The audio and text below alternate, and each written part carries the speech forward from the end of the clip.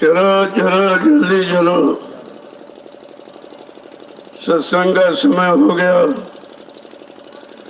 सब लोग सामने आके बैठो। एक एक वचन वाणी को बड़ी सावधानी के साथ सुनो। सत्संग वचन ही हम सबको होश दिलाता है, हमको अच्छे बुरे पाप पुण्य की पहचान कराता है और जीवात्मा को जगाकर उसके घर की तरफ मुखातिब करता है। अगर संत महापुरुषों ने यह सत्संग न जारी किया होता तो हमें आपको ये कुछ नहीं मालूम होता कि जीवात्मा कहाँ से आई है और कैसे घर जाएगी, क्योंकि ये रास्ता नहीं था। ये रास्ता तो इसी कलयुग में संत महापुरुषों ने खोला है। यहाँ केवल इंद्रियों, शरीर और मन के काम थे, शुभ कर्मों के। पूजा करो, पाठ करो, तीर्थ करो, व्रत करो, अमन जब तक गंगा स्नान। इसकी अतिरिक्त जीवात्मा के बारे में कुछ नहीं कहा। ऐसा मालूम देता है कि जीवात्मा के बारे में या तो इनको मालूम नहीं था या ये राजभेद खोलने का अधिकार नहीं था। कोई तो बात जरूर रही होगी। लेकिन जब कलयुग में संत पधारे तो उन्होंने ये रास्ता खोल दिया कि जीवात्मा अपने घर जा सकती है। नहीं तो मुद्दतों गुजर गई, कितने युग निकल गए, यही बेचारी फंसी पड़ी। क्योंकि जब जानकार नहीं थे, जानकारी मिली नहीं, तो ये यहीं पर पड़ी रह गई। वो कहा जब संत महापुरुषों ने दया की, संत न आते जगत में जत मरता संसार, गिरी बदरिया पे पाप की बरस रहे अंगार, संत न आते जगत में जर मरता संसार। कितना ये बड़ा काम जो युगों युगों का भूला बिछड़ा हम सब जीवात्माओं का, ये रास्ता, ये मार्ग इन्होंने खोल दिया। तो ये मेहरबानी दया कृपा महापुरुषों की है जो ये चीज हमें आपको मिल गई।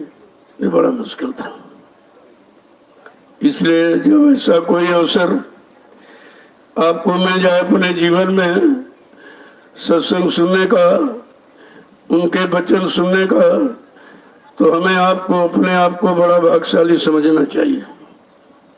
पुण्य पुंज बिन मिले न संता, और संत बिना सूझे नहीं पंथा। बिना पुण्य कर्मों के संत महापुरुषों का मिलन दर्शन दीदार नहीं होता, और बिना संतों के इन जीवात्माओं का उद्धार नहीं होता। ये दोनों चीजें सत्य हैं, और ये समय से आपको मिली, लेकिन आपने उनकी कदर नहीं की। किसी पुण्य कर्म के कारण संत महापुरुषों के दर पे तो वहां पहुंच गए, लेकिन उनकी कदर नहीं की, उनको जाना माना पहचाना नहीं, और ये सब धोखा हो गया। और इतना बड़ा धोखा है जिसकी पूर्ति यहाँ रुपए पैसे धन दौलत सामान से आप नहीं कर सकते, क्योंकि सतगुरु दयाल की दया ये रुपए पैसे से मोल नहीं मिलती, और ना ही ये किराए पर चलती है। जब जैसी उनकी मौज हम सब कलयुग के जीवों पर हो जाती है, तो अपनी दया की बरसात कर देते हैं। अब ये है उनकी दया की बरसात में हम सब कितने लोग रुक पाते हैं, कितने छोड़ के भाग जाते हैं। बात तो इसलिए है क्योंकि जब बचनों को समझोगे नहीं तो तुम्हारा मन वहां टिकेगा नहीं, क्योंकि मन को बड़ा रूखा फीका लगता है। ये संत वचन बड़े रूखे फीके क्यों ये भोगों से अलग करते हैं। दुनियावी सांसारिक ये मान सम्मान धन दौलत इसके नशा को फीका करते हैं, तो इसको बेचैनी होती मन को। अरे यहाँ तो कुछ नहीं मिल रहा है, चलो चलो तो सत्संग में आएंगे जी, या तो सो जाएंगे या फिर इधर उधर झाका ताकी करेंगे, क्योंकि मन को रस नहीं मिल रहा है, तो तभी वो बेचैन होता है। जब धीरे धीरे इसको सत्संग में डुबो रखोगे तो धीरे धीरे धीरे धीरे जब नाम का नशा चढ़ेगा तब इसको उधर फीका लगेगा, इधर अच्छा लगेगा, क्यों अभी भोगों के रस का नशा है। इसलिए नाम रस समझ में आता नहीं, भाई नाम रस क्या है। तो कहा जब धीरे धीरे सत्संग वचनों में पड़े रहोगे, सुनते रहोगे, आते जाते रहोगे, इसी में एक न एक दिन तुम्हारा मन मान जाएगा। लेकिन इतनी जल्दी आसान दूर रह के नहीं कर सकते। तभी कहा कि सत्संग करो और सेवा करो और भजन करो, ये तीनों रास्ते हैं। बिना इन तीनों रास्ते के आप इस मन को कंट्रोल नियंत्रण में नहीं कर सकते। तुम कितनी कोशिश करो, कितने उपाय तुम यहाँ बना लो, लगा लो, लेकिन मन उससे मानने वाला नहीं है। जाके लगी शब्द की चोट, जो भय सतगुरु की ओट, जिन्होंने सतगुरु का सहारा लिया और नाम बाण को आगे रखा, तो यह शैतान मन फिर इधर उधर नहीं जाता है। केवल डरता है तो नाम बाण से डरता है, जिसे नामदान कहते हो। जब इसका अभ्यास यानी शुरू हो जाएगा और मतलब धीरे धीरे अभ्यास में रस मिलने लगेगा, तो ये मन अपने आप ढीला हो जाएगा।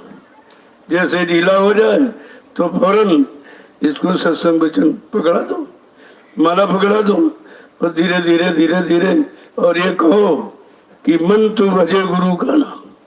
ए मन, तूने सबको भजा, सबको देखा, सब जगह गया और सब जगह लगा, लेकिन मिला कुछ नहीं तुझको। मिला तुझको कुछ नहीं। अब जरा गुरु के द्वारा दिए नाम को भज ले। जो नाम देते हैं उसको जरा भज के देख करके तुझे क्या मिलता है। जब धीरे धीरे नाम का अभ्यास मन से कराओगे और तुम जवान से करते रहे तो मन निकल जाता। तो की माला कभी छूट गई, कभी तुम सो गए, कभी सुस्ती आ गई, कभी आ रही। तो कहा कि मन से कहो, मन तू भजे गुरु का नाम। ए मन, अब तू गुरु के द्वारा दिए नाम को भज। बहुत सबको भज के और सबको मतलब मिल गए और सब में जाके तुझे देख लिया, तुझे कुछ नहीं मिला। अब जरा ये नाम रस पी के देख ले। भोगों का रस तो बहुत ही पिया, उसी से तुम कमजोर हुआ और निर्बल हो गया। अब तुम खड़ा भी नहीं हो सकता। तो कहा जरा नाम रस जो पिलाते उसको जरा पी के देखो। जय गुरुदेव, जय गुरुदेव, जय गुरुदेव, जय गुरुदेव। नाम किसका? जय गुरुदेव। नाम किसका? जय गुरुदेव। नाम किसका? प्रभु का प्यारा नाम। समृद्ध दयालु पूज्य स्वामी जी महाराज आज की इस नैमिषारण्य की तपोभूमि पर प्रातःकालीन लघु सत्संग में सम्मिलित होने वाले समस्त सत्संगी प्रेमी जो कितना अच्छा अवसर कलयुग में मिल गया, जो सतयुग त्रेता द्वापर में ऋषि मुनियों को नहीं मिला, योगियों को, ब्रह्मचारियों को, ज्ञानी ध्यानियों को नहीं मिला। ये सत्संग उनको नहीं मिला था क्योंकि संत आए नहीं थे।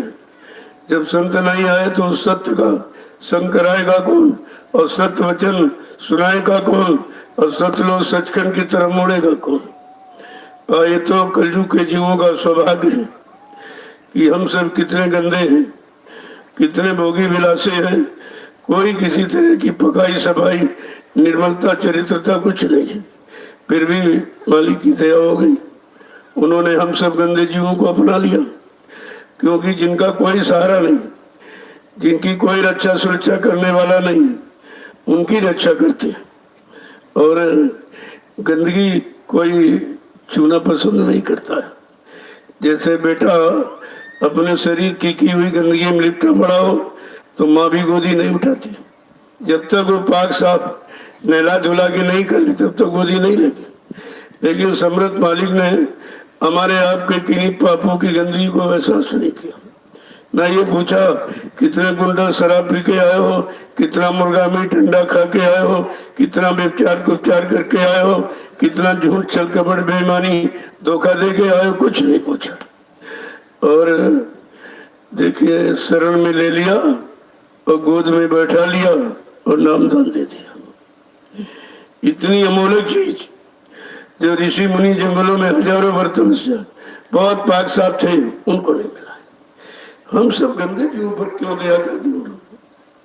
यही उनकी मेहरबानी है, यही उनकी दया का प्रमाण है कि ऐसी दया इस मृत लोक मंडल में न किसी ने की है और न कोई कर रहा न कर सकेगा।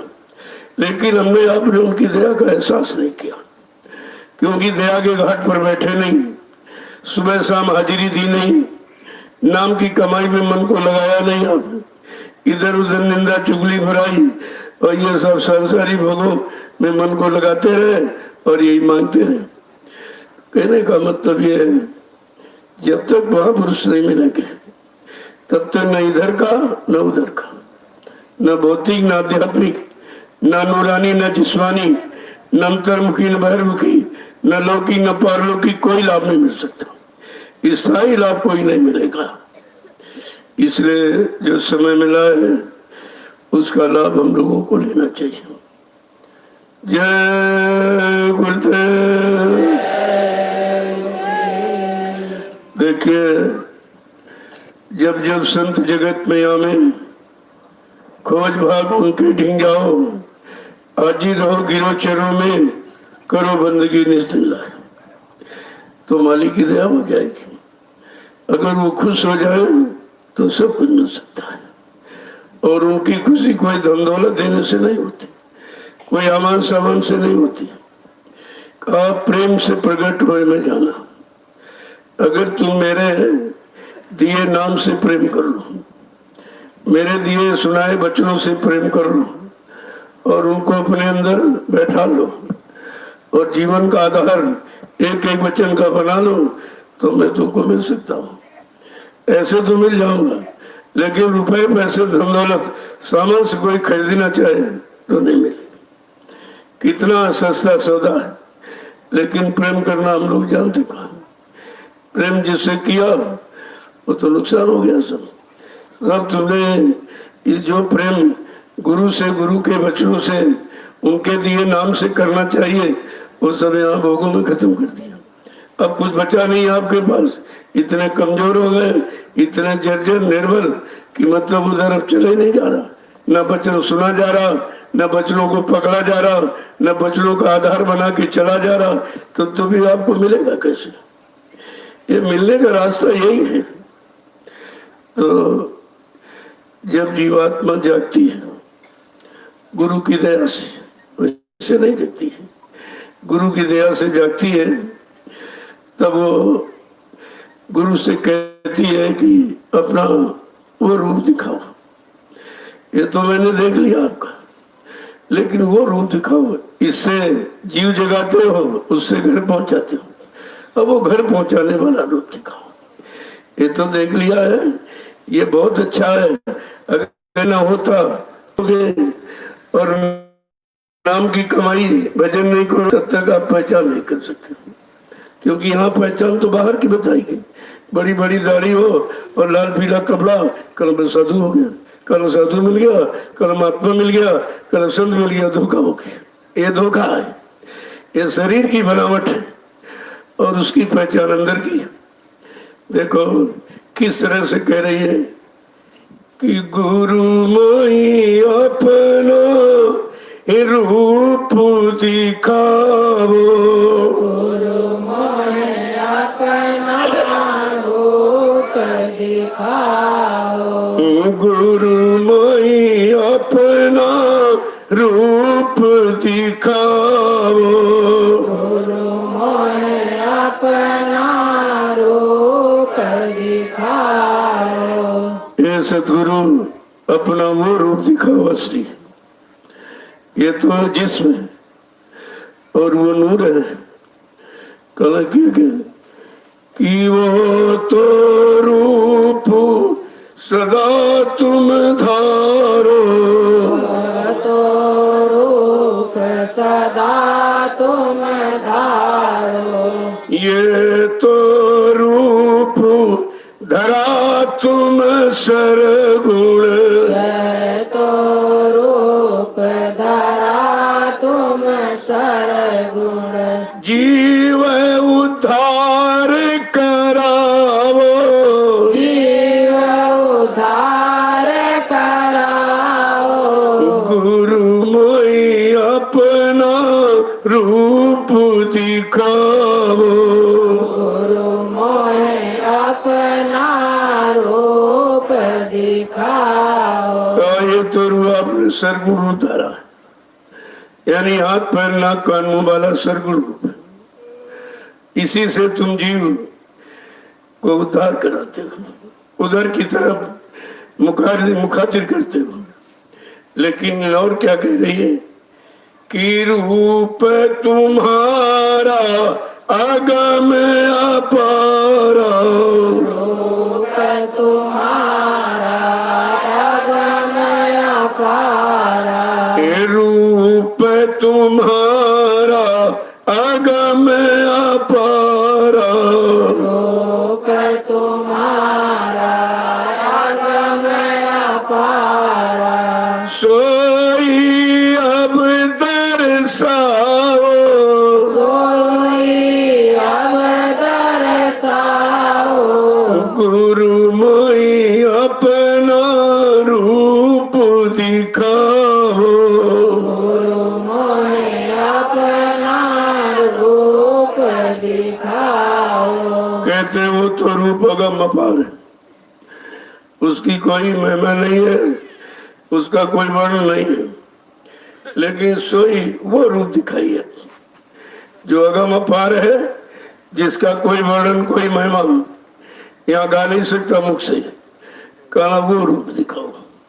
आगे क्या कह रही है कि देखो रूप मगन है बैठूं, देखो रूप मगन होए बैठो, देखो रूप मगन है बैठूं, देखो रूप मगन होए बैठो, अभय दान दिलवाओ, अभय दान दिलवाओ, गुरु मोई अपना रूप दिखाओ। गुरु मोए अपना रूप दिखाओ। अरे जो तुम्हारा अगम अपार रूप है उसको देखकर प्रसन्न हो जाओगे। प्रसन्नता उस रूप में टिकाऊ होती है, इसलिए कहते कि अब अभय दान दे लो, कोई भय न रहो, एकदम निर्भय हो जाओ, काल माया का भय समाप्त हो जाए। जब रूप मिलेगा तो काल माया का भय समाप्त हो जाता है। आगे क्या कह रही है, ये भी रूप प्यारा मोको, देवी रूप प्यारा मोको, ये भी रूप प्यारा मोको, देवी रूप प्यारा मोको, इस ही से उसको समझाओ, ईसाई से उसको समझाओ, गुरु मोई अपना रूप दिखाओ। गुरु मोए अपना रूप दिखाओ। ये भी जो जिसमें रूप धारा है ये भी हमको प्यारा है कि अगर ये न मिलता तो उधर का ज्ञान कौन कराता। ये भी काम को प्यारा है, लेकिन इसी से उसको समझा। अब इससे उसको भी समझा दो। वो कहना वो कैसे मिलेगा, कब मिलेगा, क्योंकि बिना स्वरूप के पूर्ण शांति नहीं मिलती। आगे क्या कह रहे हैं कि बिन इस रूप काज नहीं होई, बिन इस रूप काज नहीं होई, बिन इस रूप काज नहीं होई, बिन इस रूप काज नहीं होई, क्यों कर मोहि लखावो, क्यों कर मोहि लखाओ, गुरु मोहि अपना रूप दिखाओ। गुरु मोहे अपना रूप दिखाओ। मैं ये समझती हूँ कि बिना जिस्म रूप से काम नहीं होगा। जब तक जिस्म शरीर रूप में नहीं आओगे तो हम सब शरीर में रहने वाली जीवात्मा कैसे पहचानेंगे। का ये माना कि बगैर इस रूप के वो काम नहीं होगा, लेकिन कह रही कि होकर मुझे समझाओ, पर मतलब वो भी तो दिखाओ, असली भी तो दिखा दो। ये तो समझ गई, इसका महत्व भी समझ गई कि बिना इसके काम नहीं होगा, जाग नहीं सकती है, लेकिन इसी से उसको भी समझो। कितना समझा के कह रही है, एक एक वचन को देखिए कितने, यानी मतलब सरल शब्दों में, ताकि सब समझ जाए। तभी कहते हैं संत दरबार में बिना पढ़ा पढ़ जाता है और पढ़ा लिखा बह जाता। तमाम तरह का जो इधर उधर अक्षर ज्ञान अक्षर विद्या समेट के लाया है, वो अहंकार अंदर भरा हुआ, वो शब्द ज्ञान को नहीं समझ सकता। यहाँ तो जो कुछ नहीं जानता वो सब जान जाते। जो इधर उधर की जानकारी लेके अहंकार में आए वो कुछ नहीं समझ पाते। जैसे आए तो वैसे लौट के खाली। कितने चले गए कितने चले जाएंगे भी देखते रहिए आप। यहाँ दीनता और गरीबी जिसमें ये गहना पहन लिया वो रुकेगा संदर्भार, बाकी रुकना बड़ा मुश्किल है। क्यों मान और सम्मान और अभिमान ये तो बिल्कुल टिकने ही नहीं देगा। आगे क्या कह रहे समझा के कि तात महिमा बारिश की, ताते महिमा भारी इसकी, तात महिमा बारिश की, ताते महिमा भारी इसकी, पर वो भी लखवाओ, पर वो भी रखवाओ, गुरु मोहि अपना रूप दिखाओ, गुरु मोहि अपना रूप दिखाओ। अगर आप दया कृपा मेहरबानी करके ये मानो जिस्म शरीर धारण करके ना आते तो हम सब जीवात में समझ नहीं पाती कि कौन है, क्यों आए, किस काम के लिए आए। कहा मैं जानती हूँ कि आपने मेरे हित लाभ भले के लिए मानो तन धारण किया है, लेकिन वो भी तो दिखाओ जो असली है कि वो इससे जीव जगाओ और उससे घर पहुंचाते हो। अब वो घर पहुंचाने वाला रूप दिखाता। ये तो समझ गई, जान गई, चेत गई, जा गई, खड़ी हो गई हूँ, लेकिन वो भी तो दिखाओ। ताते महिमा भारी, इसकी महिमा भारी है। अगर ये जिस्म रूप ना होता तो उधर तो मुखातिब होना बड़ा मुश्किल था, जानकारी नहीं थी। इसी से आपने जानकारी दी है। आगे कह रहे कि वो तो रूप सदा तुम धारो, वो तो रूप सदा तुम धारो, वो तो रूप सदा तुम धारो, वो तो रूप सदा तुम धारो, ये ते जीव जगाओ, ये ते जीव जगाओ, गुरु मोहि अपना रूप दिखाओ, गुरु मोहि अपना रूप दिखाओ। वो तुम्हारा सदा रूप रहता है एक समान। तो ये तो कभी कभी जब मृत लोग मंडल में जीवात्मा पर दया करते हो तब इस रूप को धारण करते हो, वो तुम्हारा अनवरत हमेशा रहता है। आगे क्या कह रहे हैं देखिए, एक ही वचन को कैसे समझा के पूछ रही ताकि सबको होश आ जाए कि हम सब भी यहीं में फंसे। ये भी भेद सुना मैं तुमसे, ये भेद सुना मैं तुमसे, ये भी भेद सुना मैं तुमसे, ये भी भेद सुना मैं तुमसे, सूरत शब्द मार्ग नित गावो, सूरत साध मार्ग नित गाओ, गुरु मोहि अपना रूप दिखाओ, गुरु मोहि अपना रूप दिखाओ। ये भी भेद, ये भी जानकारी मैंने तुम्हारे से पाई है, और तो किसी ने ऐसी दया मृत लोग मंडल पर आकर की नहीं है कि ये भेद बताता। जीवात्मा परमात्मा का भेद और इनका दो रूप जिसमें और नूरानी, इसके बारे में तो मैंने आपके द्वारा ही सुना है, किसी ने तो बताया नहीं।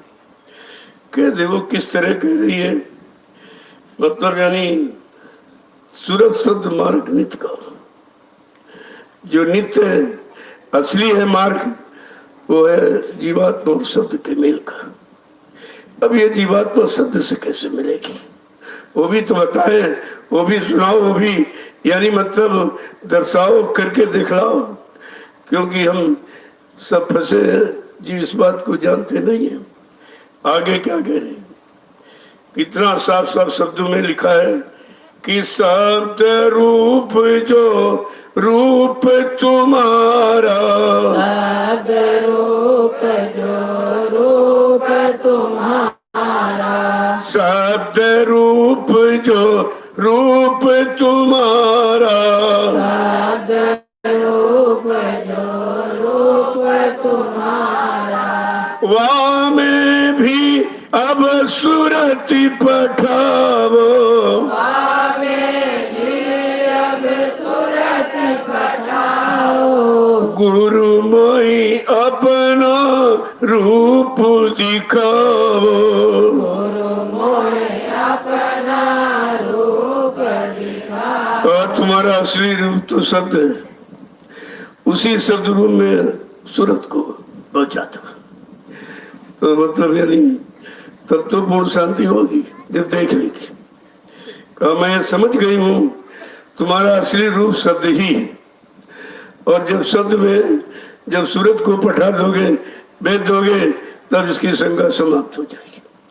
आगे क्या कहेंगे कि डरता रहे मौत और दुख से,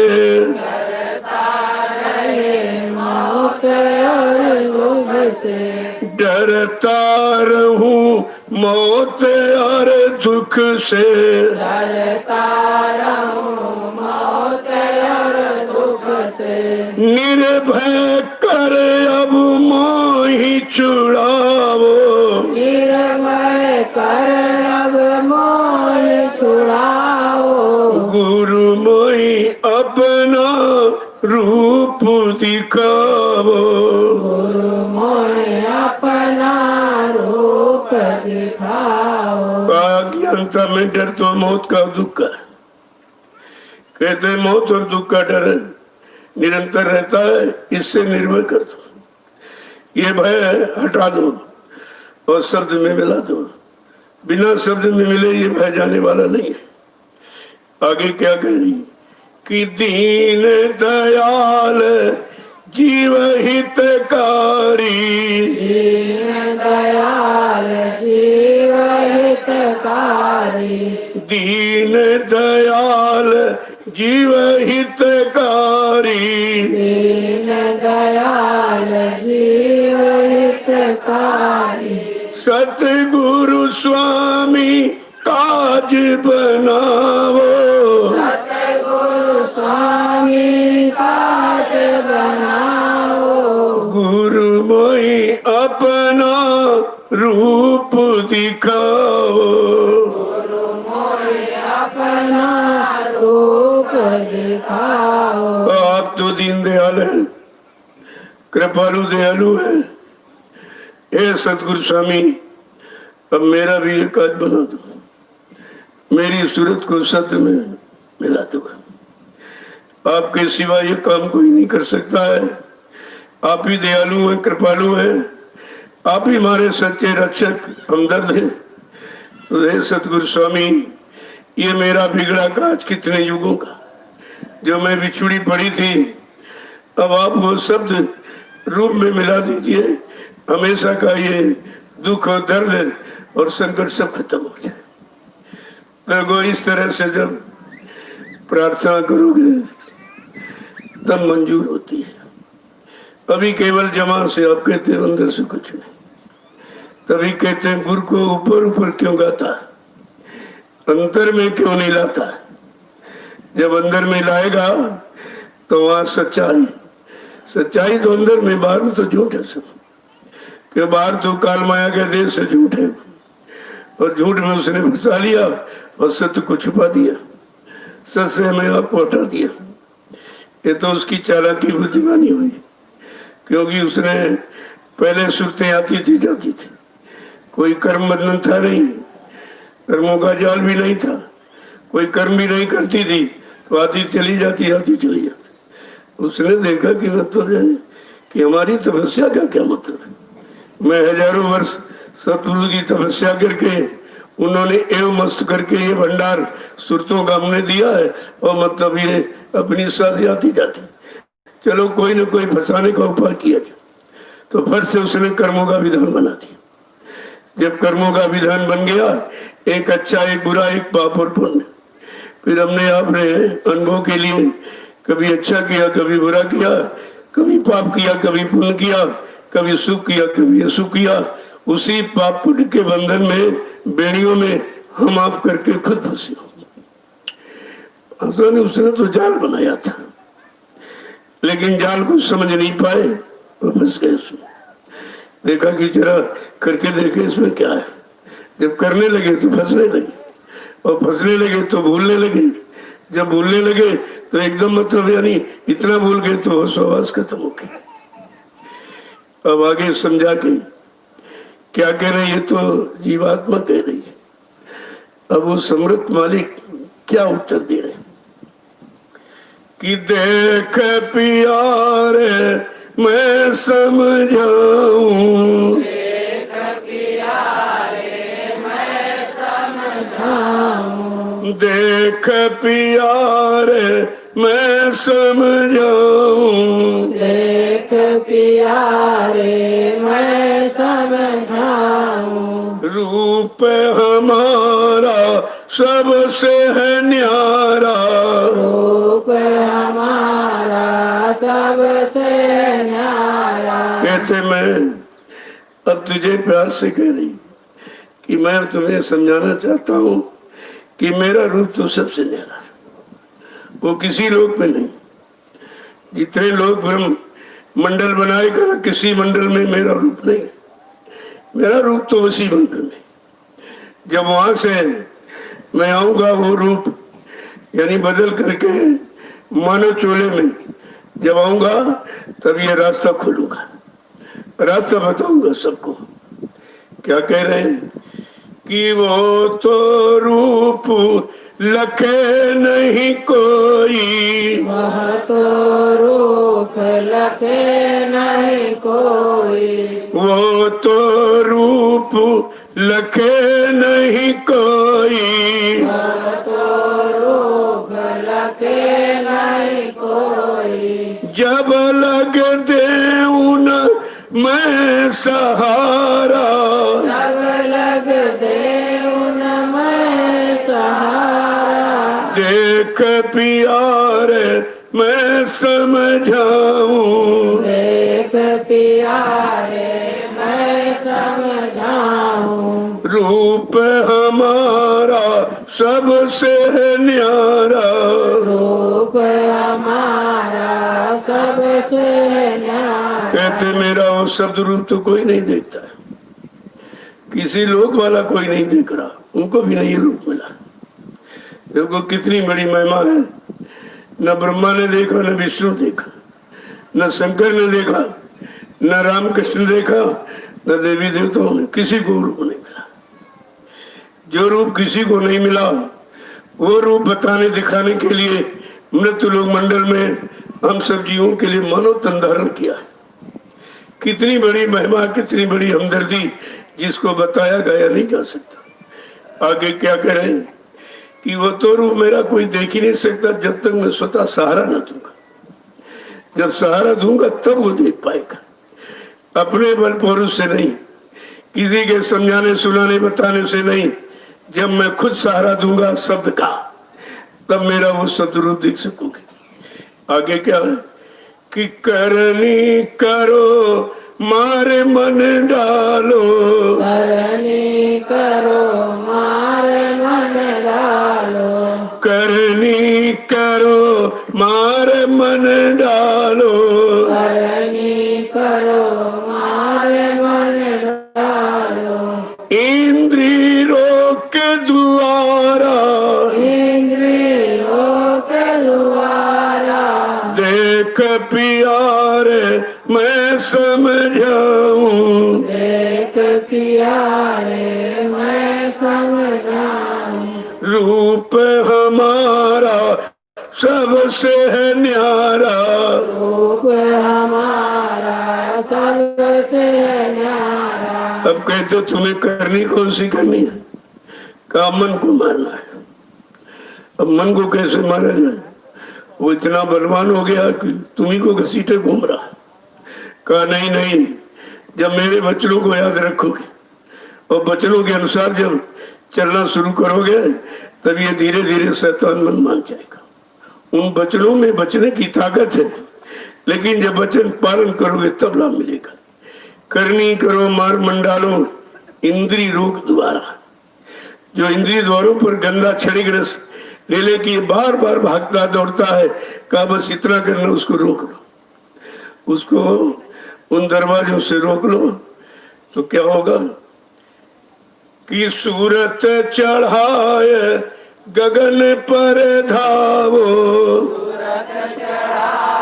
गगन पर धारो, सूरती चढ़ाए गगन पर धारो, सूरत चढ़ाए गगन पर धारो, सुन शिखर के पारा, सुन शिखर के पारा, देख प्यारे मैं समझाऊं, देख प्यारे मैं समझाऊं, रूप हमारा सबसे न्यारा, रूप हमारा सबसे न्यारा। आज जब ये करनी करोगे, मन मारो तंजारो इंद्री भोग विसारो, तब कहते कि सूरत चढ़ने के लिए तुमको ताकत मिलेगी। अगर इंद्री भोगों में ताकत खर्च करते रहे तो उधर कैसे करोगे? उधर से बहुत बल परुष चाहिए, बहुत दृढ़ता, मजबूती, एकाग्रता चाहिए। तो समझा के क्या कह रहे हैं कि सूरज जगाए गगन पर धाव, सुन शिखर के पारा। जब उधर पहुंचेंगे और सुन शिखर के उस पार, तभी अपने आप शांत हो जाए। तब तक तो भाग दौड़ करेगा, लेकिन उधर चढ़ने के बाद जब सूरज चलने लगेगी अपने घर मुकाम मंडल की तरफ, तब ये पीछे हो जाए। अभी ये आगे घसीट रहा, तब ये पीछे हो जाएगा, सूरत आगे हो जाएगी। यही सूरत का बढ़ना, सूरत का जगना, सूरत का चलना, अपने घर मंडल की तरफ मुखातिर होना, इसी को कहते हैं। आगे क्या कह रहे हैं कि सत्पुरुष का रूप दिखाऊं, सत्पुरुष का रूप दिखाऊं, सत्पुरुष का रूप दिखाऊं, सत्पुरुष का रूप दिखाऊं, अलग अब दरबारा, अलग दरबारा, देख प्यारे मैं समझाऊं, देख प्यारे मैं समझाऊं, रूप हमारा सबसे न्यारा, हमारा सबसे न्यारा। आज जब सूरत उधर की तरफ चलेगी अगम और सुन शिखर के उस पार, तब तुझे सत्पुरुष का दरबार मिलेगा। वहां से दरबार शुरू होता, वहां से सत्पुरुष का दर्शन मिलना शुरू हो जाता है। और कहते कि अलग अगम दरबार, धीरे धीरे फिर वहीं से अलग और अगम उधर भी पहुंचने लगती है। ये सब देखेगी जब तुम सूरत को शब्द से जोड़ोगे, शब्द में मिला दोगे। जैसे मन इंद्रिय भोगों के गंदे रस में मिला है, इसी तरह जीवात्मा जब शब्द रस में मिल जाएगी, तब कहते कि उधर अलग अगम दरबारा, वो दरबार उधर है। देखो सत्यलोक से प्रारंभ होता है और अलग अगम आराम, ये पूरा क्षेत्र है उसका। लेकिन सतलोक से संत आते जाते रहते, इसीलिए सतलोक का बॉर्डर जहां से शुरू होता वहां तक आवागमन है। लेकिन सतलोक से जैसे आगे अलग अगम और अनाम में पहुंचा तो आवागमन समाप्त हो जाता है, इसके पहले समाप्त नहीं होता है। आगे समझा के क्या कह रहे हैं कि ताके आगे सतगुरु स्वामी, ताके आगे सतगुरु स्वामी, ताके ताके आगे सतगुरु स्वामी, ताके आगे सतगुरु स्वामी, वो निज रूप हमारा, वो निज रूप हमारा, देख प्यारे मैं समझाऊं, देख प्यारे मैं समझाऊं, रूप हमारा सबसे न्यारा, रूप हमारा सबसे न्यारा। कहते अलख गम के उस पार नाम है वो सतगुरु का धाम है। सतगुरु का वही लोक है, उससे जो आते हैं वो अनामी पुरुष कहलाते हैं। कह रहे हैं कि ताके आगे सतगुरु स्वामी, जब सतलोक के आगे अलख गम उसको भी क्रॉस करोगे तब सतगुरु का दरबार मिलेगा। वहां वो सबका स्वामी सबका मालिक बैठा हुआ। कह रहे वो निज रूप हमारा, हमारा असली रूप वही है। जब वो रूप मृत्युलोक मंडल में आ जाए तो समझ लो जीवात्मा का उद्धार अब संभव है। अब संभव इसके पहले नहीं था। देखो कितना भेद खोल रहे हैं एक वचन। ये तो सत्संग होता नहीं है, क्योंकि अब सत्संग किसी ने सुना ही नहीं था। सुना समझा और जीवन में उतारा होता तो फिर गुरु दरबार से लगने होने का सवाल ही नहीं उठता है। जहाँ ये सब कुछ है उस दरबार को कौन छोड़ेगा। लेकिन बात असली है, बचनों को सुना भी नहीं, और सुना तो उसको अंदर में रखा नहीं, और रखा तो जीवन में उतारा नहीं। जब उतारा नहीं तो लाभ मिला नहीं, सब वंचित हो गए। इसलिए सब भटक गए हैं। एक एक शब्द जब सुनोगे तब आपकी समझ में सब आ जाएगा। क्या कह रहे हैं कि धीरज धरो करो सत्संगत, धीरज धरो करो सत्संगत, धीरज धरो करो सत्संगत, धीरज धरो करो सत्संगत, मेहर दया से ले सुधारा, मेरे दया से ले सुधारा, देख प्यारे मैं समझाऊं, प्यारे मैं समझाऊं, रूप हमारा सबसे न्यारा, रूप हमारा सबसे न्यारा। का धीरज धरो, जल्दबाजी मत करो और सत्संग सुनो। जब सत्संग सुनोगे फिर सत्संग करो, यानी जो सुनो उसको जीवन में पालन करो, उतारो। कहते हैं धीरज धरो करो सत्संगत, मेहर दया से देव सुधारा। तब तुम्हारे पर दया कृपा मेहरबानी हो जाएगी, तुम्हारा सुधार हो जाएगा। लेकिन बिना सत्संग किए और बिना वचनों का पालन किए ये काम संभव नहीं है। आगे क्या करें कि वो तो रूप दिखा कर छोड़ू, वह तो रूप दिखा कर छोड़ू, वो तो रूप दिखा कर छोड़ू, वह तो रूप दिखा कर छोड़ू, तुम जल्दी क्यों करो पुकारा, तुम जल्दी क्यों करो पुकारा, देख प्यारे मैं समझाऊं, देख प्यारे मैं समझाऊं, रूप हमारा सबसे न्यारा, रूप हमारा सबसे न्यारा। अगर सत्संग बच्चों को करने लगे, जीवन में उतारने लगे, तो मैं वो रूप छुड़ाकर ही मानूंगा, ऐसे नहीं छोड़ूंगा। बिना रूप दिखाए का छोड़ने वाला नहीं। कितना बड़ा वादा है देखिए, ये वादा किसी ने मृत्युलोक मंडल पर नहीं किया जीवात्मा के साथ कि मैं वो रूप दिखाकर ही छोड़ूंगा। लेकिन तुम जल्दी मत करो, जल्दी मत करो, जो बता दिया है उसको करने में लग जाओ। जैसे तुम्हारी करनी पूरी हो गई और इधर से छुटकारा और उधर की तरफ चल पड़े तो कहा बगैर उस रूप को दिखाए छोड़ नहीं सकता। कितना बड़ा वादा कि छोड़ ही नहीं सकता।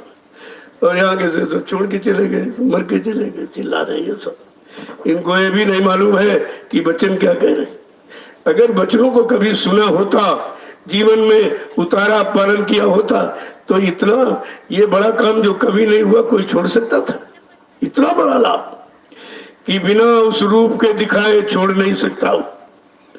ये ऐसे नहीं छोड़ूंगा, क्योंकि पकड़ा हूं तो काम करके ही छोड़ूंगा। कितनी बड़ी बात देखिए आप। आगे क्या कह रहे हैं कि तुम्हारी चिंता मैं मन धारी, तुम्हारी चिंता मैं मन धारी, तुम्हारी चिंता मैं मन धारी, तुम्हारी चिंता मैं मन धारी, तुम अंचित रह धरो प्यारा, तुम अंचित धर्म प्यारा, देख प्यारे मैं समझाऊं, देख प्यारे मैं समझाऊं, रूप हमारा सबसे है न्यारा। रूप हमारा सबसे देखो प्रेमियों, कितनी बड़ी चिंता है कि तुम्हारी चिंता मैंने धारण किया है, तुम्हारी चिंता को मैंने ले लिया है, और जब तक तुम्हारी चिंता ये खत्म नहीं कर दूंगा और जब तक मिला नहीं दूंगा, मैं छोड़ने वाला नहीं हूं। देखो कितना बड़ा वादा। अगर इस वादे को प्रेमी समझ लेता, क्या कभी दरबार छोड़ के जाता हूं? क्या अपने मालिक को कभी छोड़ सकता था? कि हमारा तो काम ये हुआ नहीं, और वादा किया है कि जब तक मिला नहीं दूंगा मैं ये साथ छोड़ने वाला नहीं हूं। तुम्हारी सारी चिंता मैंने धारण की है, क्योंकि तुमको तो बुरी चिंता है नहीं, लेकिन हमको तुम्हारी चिंता इसलिए कि मैंने आपको नामदान दे दिया। ये नामदान देने की चिंता है। जिसको नामदान दे दूंगा, जब तक उसकी जीवात्मा को उसके घर नहीं पहुंचा लूंगा, मैं मानव तन छोड़ के जाने वाला नहीं हूं। फिर ये बात लोग भूल कैसे गए?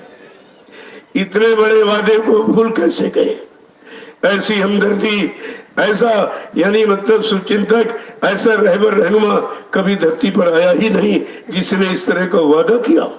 और फिर हम सब गंदे जीवों के, जिसमें कोई कर्म नहीं, कोई धर्म नहीं, कोई संयम नहीं, कोई नियम नहीं, कुछ भी नहीं, उनके लिए इतना बड़ा वादा। और फिर भी ये नहीं समझ पाए, चिल्ला रहे चले गए चले गए, मर गए मर गए मर गए। तो ये काम कौन करेगा? ये जो वादा किया, ये वादा कौन पूरा करेगा? है कोई सृष्टि में, मानव शरीर में ऐसा जो ये जीवात्मा का वादा पूरा करते? इतना तो आपको विचार करना ही चाहिए था। आगे क्या कह रहे हैं समझा के, एक एक वचन देखिए किस तरह का, कि तुम्हारी चिंता लेकर मैंने तन धारण किया है। इसी तन में तुम्हारी जीवात्मा है, तुम्हारी जीवात्मा की चिंता के कारण मैंने ये तन धारण किया है, और तुमको चिंता से रहित करूंगा। जब तक चिंता से रहित नहीं कर दूंगा, घर नहीं पहुंचा दूंगा, तब तक ये मानो चूल्हे को छोड़ के जाने वाला नहीं हूं। चाहे हमको इस काम को पूरा करने के लिए अगर जरूरत पड़ी तो 400 वर्ष तक इसी शरीर में रहूंगा और काम करके ही जाऊंगा। क्या इतना बड़ा वादा किसी ने किया है? ये भी समझ में कुछ नहीं, किसी की समझ में नहीं आया, क्योंकि समझने का प्रयास कहाँ, वो तो समझाने के चक्कर में पड़ गए। लो इनको भाषण सुना दे, इनको स्पीच दे दे। अरे पहले पहले मन को समझाओ। मन को समझाया नहीं, अड़ोसी पड़ोसी समझाते रहे, अभी मन ने धोखा दे दिया और खुद ही हट गए। अब तो लोग पूछेंगे, भाई तुमने हमको समझाते, तुम कहाँ चले गए थे? क्या हमको झूठे ही समझाते थे? क्या झूठे ही कह रहे थे? क्या तुमने इन वचनों का पालन करके लाभ नहीं उठाया, और बिना लाभ उठाए तुमने कह कैसे दिया कि लाभ मिलेगा? जब तुमको नहीं मिला तो हमको कैसे दिला पाओगे? ये सब भारत की जनता पूछने ही वाली है। अभी सब निरुत्तर हो जाएंगे। सबकी भाषणबाजी इसलिए बंद हो गई कि जो कुछ कहा सब झूठा निकला, क्योंकि इन्होंने किया नहीं, केवल सुन के आए और वो सुनाने में लग गए। और सुना करके रुपया पैसा ये मिल गया, अच्छा भोजन, अच्छा विषय मिल गया, सब इसी में पड़ गए। जबकि आपसे ये कहा गया था जो कोई मेरा संदेश लेकर तुम्हारे घर आए पहले देख लेना 1 घंटे सुबह 1 घंटे शाम बैठ के भजन करता कि नहीं करता। अगर न करता हो तो असली है, नकली है, इसको भगा देना, कभी टिकने मत देना। जिसने खुद नहीं सुना है वो तुम्हें क्या सुनाएगा, जिसने खुद पालन नहीं किया तुम्हें पालन करना कैसे सिखाएगा, और जिसको लाभ खुद नहीं मिला तुम्हें लाभ कैसे दिलाएगा। इतना तो विचार करना ही चाहिए था। लेकिन सब भ्रमित हो गए, किसी ने कुछ नहीं, किसी ने कुछ सुना ही नहीं। अब ये जो सुनाया जा रहा तो तकलीफ बहुत हो रही है, बड़ी लोगों को तकलीफ हो रही है तमाम तरह की। अब वो सुना पहले भी नहीं, अब भी सुन नहीं रहे, बल्कि निंदा आलोचना बुराई में जुट गए। सब की दिन जुटे पड़े, हम कर देंगे हम कर देंगे। तुमने भाई हम क्या मना करते, कर दो। अगर कभी किया हो तो कर सकते हो। जब तुमने सत्संग सुना नहीं, माला कभी पकड़ी नहीं, नाम तुमको मालूम नहीं, तो धाम के लिए तुम कैसे वादा कर दोगे कि हम बगैर नाम के धाम पहुंचा देंगे। ये आपको विचार करना चाहिए था। मैं तो सतगुरु के वचन सुनाता हूँ, वो काम कर रहा हूँ, ये सब मेरा काम कर रहे हैं, ये सब मेरा काम कर रहे हैं। तो इनको सोचना चाहिए भाई हमारा काम करने से तुम्हारा थोड़ी कोई काम करे, कोई काम नहीं बनेगा। अपना अपना काम करो, क्योंकि अधिकार सबको बराबर मिला है। नाम की कमाई में कोई मतभेद नहीं रखा कि छोटा है बड़ा है, गरीब है अमीर है, हिंदू है मुसलमान है, स्त्री है पुरुष, कुछ नहीं। सबको समान रूप से नाम की कमाई करने का अधिकार देती, जो किसी युग में नहीं था। कितना किया गया है, सारे युगों का झंझट खत्म किया है, और फिर भी युग पुरुष युग मसीहा कौन किसने पहचाना? किसी ने पहचान पाया? कुछ नहीं। केवल पहचान इतनी थी कि रुपया ले लो और पैसा ले लो और आश्रम ले लो और जमीन ले लो और इनको आश्रम से भगा दो। ये है महिमा, ये है गुरु की पहचान। इनको आ रहा समय धीरे धीरे आप देखते जाइए, सबको कर्मों का फल अपने आप मिल जाएगा, सजा अपने आप मिल जाएगी। आप देखते रहिए, तमाम तो सजा पा गए कि मौत के शिकार ऐसे हुए कि अकाल मौत में चले गए, अभी प्रतियोनी में रहेंगे उतने दिन। तब इनको गुरु का अपमान समझ में आएगा कि गुरु के अपमान का फल क्या होता। जे जन गुरु प्रीति निंदा करई ते चमगादड़ हुए बहुत तरई। जो गुरु की निंदा करता है वो चमगादड़ की योनि में जन्म पाता है। चमगादड़ एक पक्षी है जो बेचारा मतलब यानी उल्टा टंगा रहता है, कोई भोजन पानी नहीं देता, ये सजा है। और दिन भर दिखाई नहीं देता उसको, वो सूर्य का दर्शन भी नहीं कर सकता। इतना अभागा कि सूर्य भगवान का सारी सृष्टि दर्शन करती, लेकिन वो दर्शन के काबिल नहीं रहता है। आंख बंद हो जाती है, दिन में नहीं देख सकता, क्योंकि उसने गुरु का अपमान किया है। कि गुरु को अपमान करने की यह सजा होती। क्या इन लोगों ने इसे नहीं पढ़ा कि हमसे गुरु का अपमान कर रहे हैं, उनके वचनों का अपमान कर रहे हैं, उनकी मर्यादा का अपमान कर रहे हैं, उनकी दया का अपमान कर रहे हैं, तो हमको कौन सी सजा मिलेगी? क्या इस पर विचार नहीं किया? आगे समझा के क्या करें, एक एक वचन को बड़ी सावधानी के साथ सुनिए। क्या कह रहे हैं कि समय छोड़ करो दृढ़ प्रीति, संशय छोड़ करो दृढ़ प्रीति, संशय छोड़ करो दृढ़ प्रीति, संशय छोड़ करो दृढ़ प्रीति, संशय छोड़ करो दृढ़ प्रीति, संशय छोड़ करो दृढ़ प्रीति, और परतीति को ले समारा, और परतीत को ले समारा। देख प्यारे मैं समझाऊं, देख प्यारे मैं समझाऊं, रूप हमारा सबसे है न्यारा, रूप हमारा सबसे न्यारा। कह संशय भूल भ्रम को छोड़ दो, लेकिन संशय भूल भ्रम तो सभी चले गए। ये संशय के तो शिकार होने सब दरबार छोड़ के चलेंगे। लेकिन वचन क्या कह रहा कि संशय छोड़ करो दृढ़ प्रीति। जब मजबूती के साथ उनसे प्रेम करोगे, उनके वचनों से, ये दृढ़ता मजबूती जब तुम्हारे में आ जाएगी तब संशय तो वहां है ही नहीं, और प्रति समारा, और उनसे प्रेम प्यार मोहब्बत करके अपनी संभाल का रास्ता ले लो, जिससे तुम्हारी संभाल, तुम्हारी रक्षा, सुरक्षा, संरक्षा, हिफाजत हो जाए।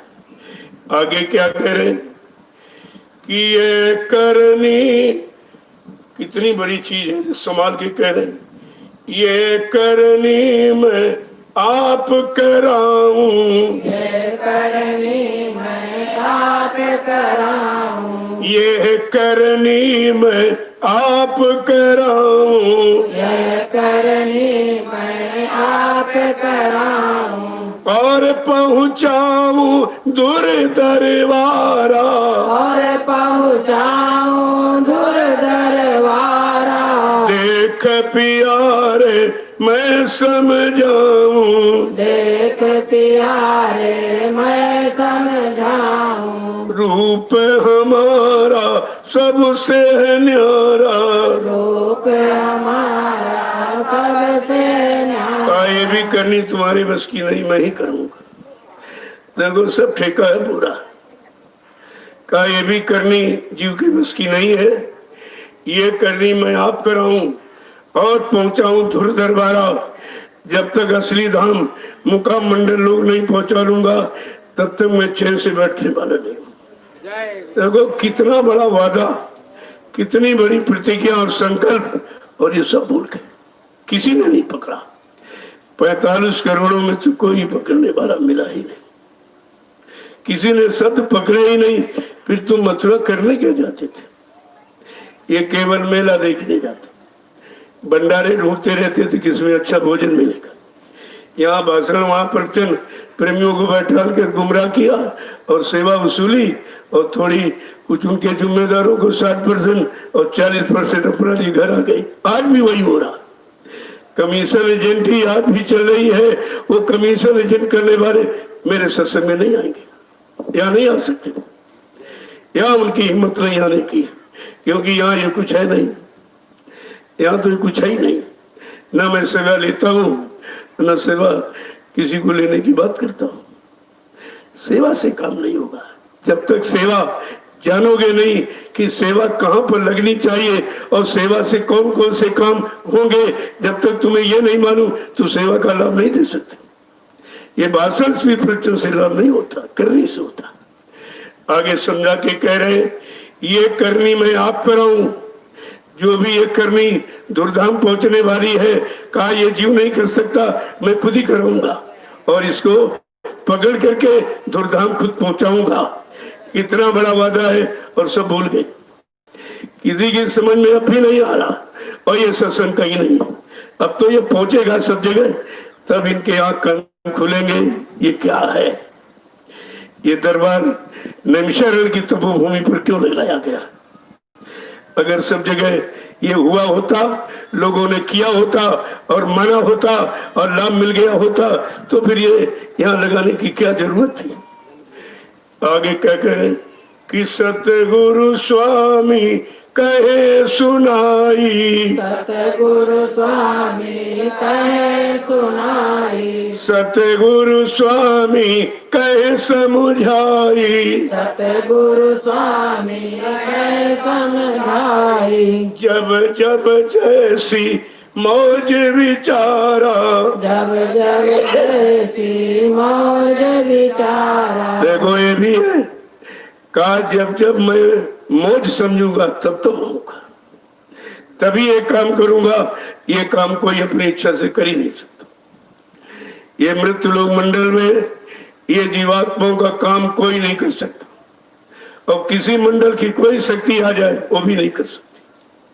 कहा देखिए कितनी बड़ी बात है कि सतगुरु स्वामी कहे समझाई, सतगुरु स्वामी कहे समझाई, जब जब जैसी मौज विचारा, जब जब जैसी मौज विचारा, देख प्यारे मैं समझाऊं, देख प्यारे मैं समझाऊं, रूप हमारा सबसे न्यारा, रूप हमारा सबसे न्यारा। कहते ये समझ सूझ केवल सतगुरु स्वामी दे सकता है, और कोई गुरु संत नहीं है। सतगुरु स्वामी जिनका धाम मुकाम मंडल क्या है, अनामी धाम।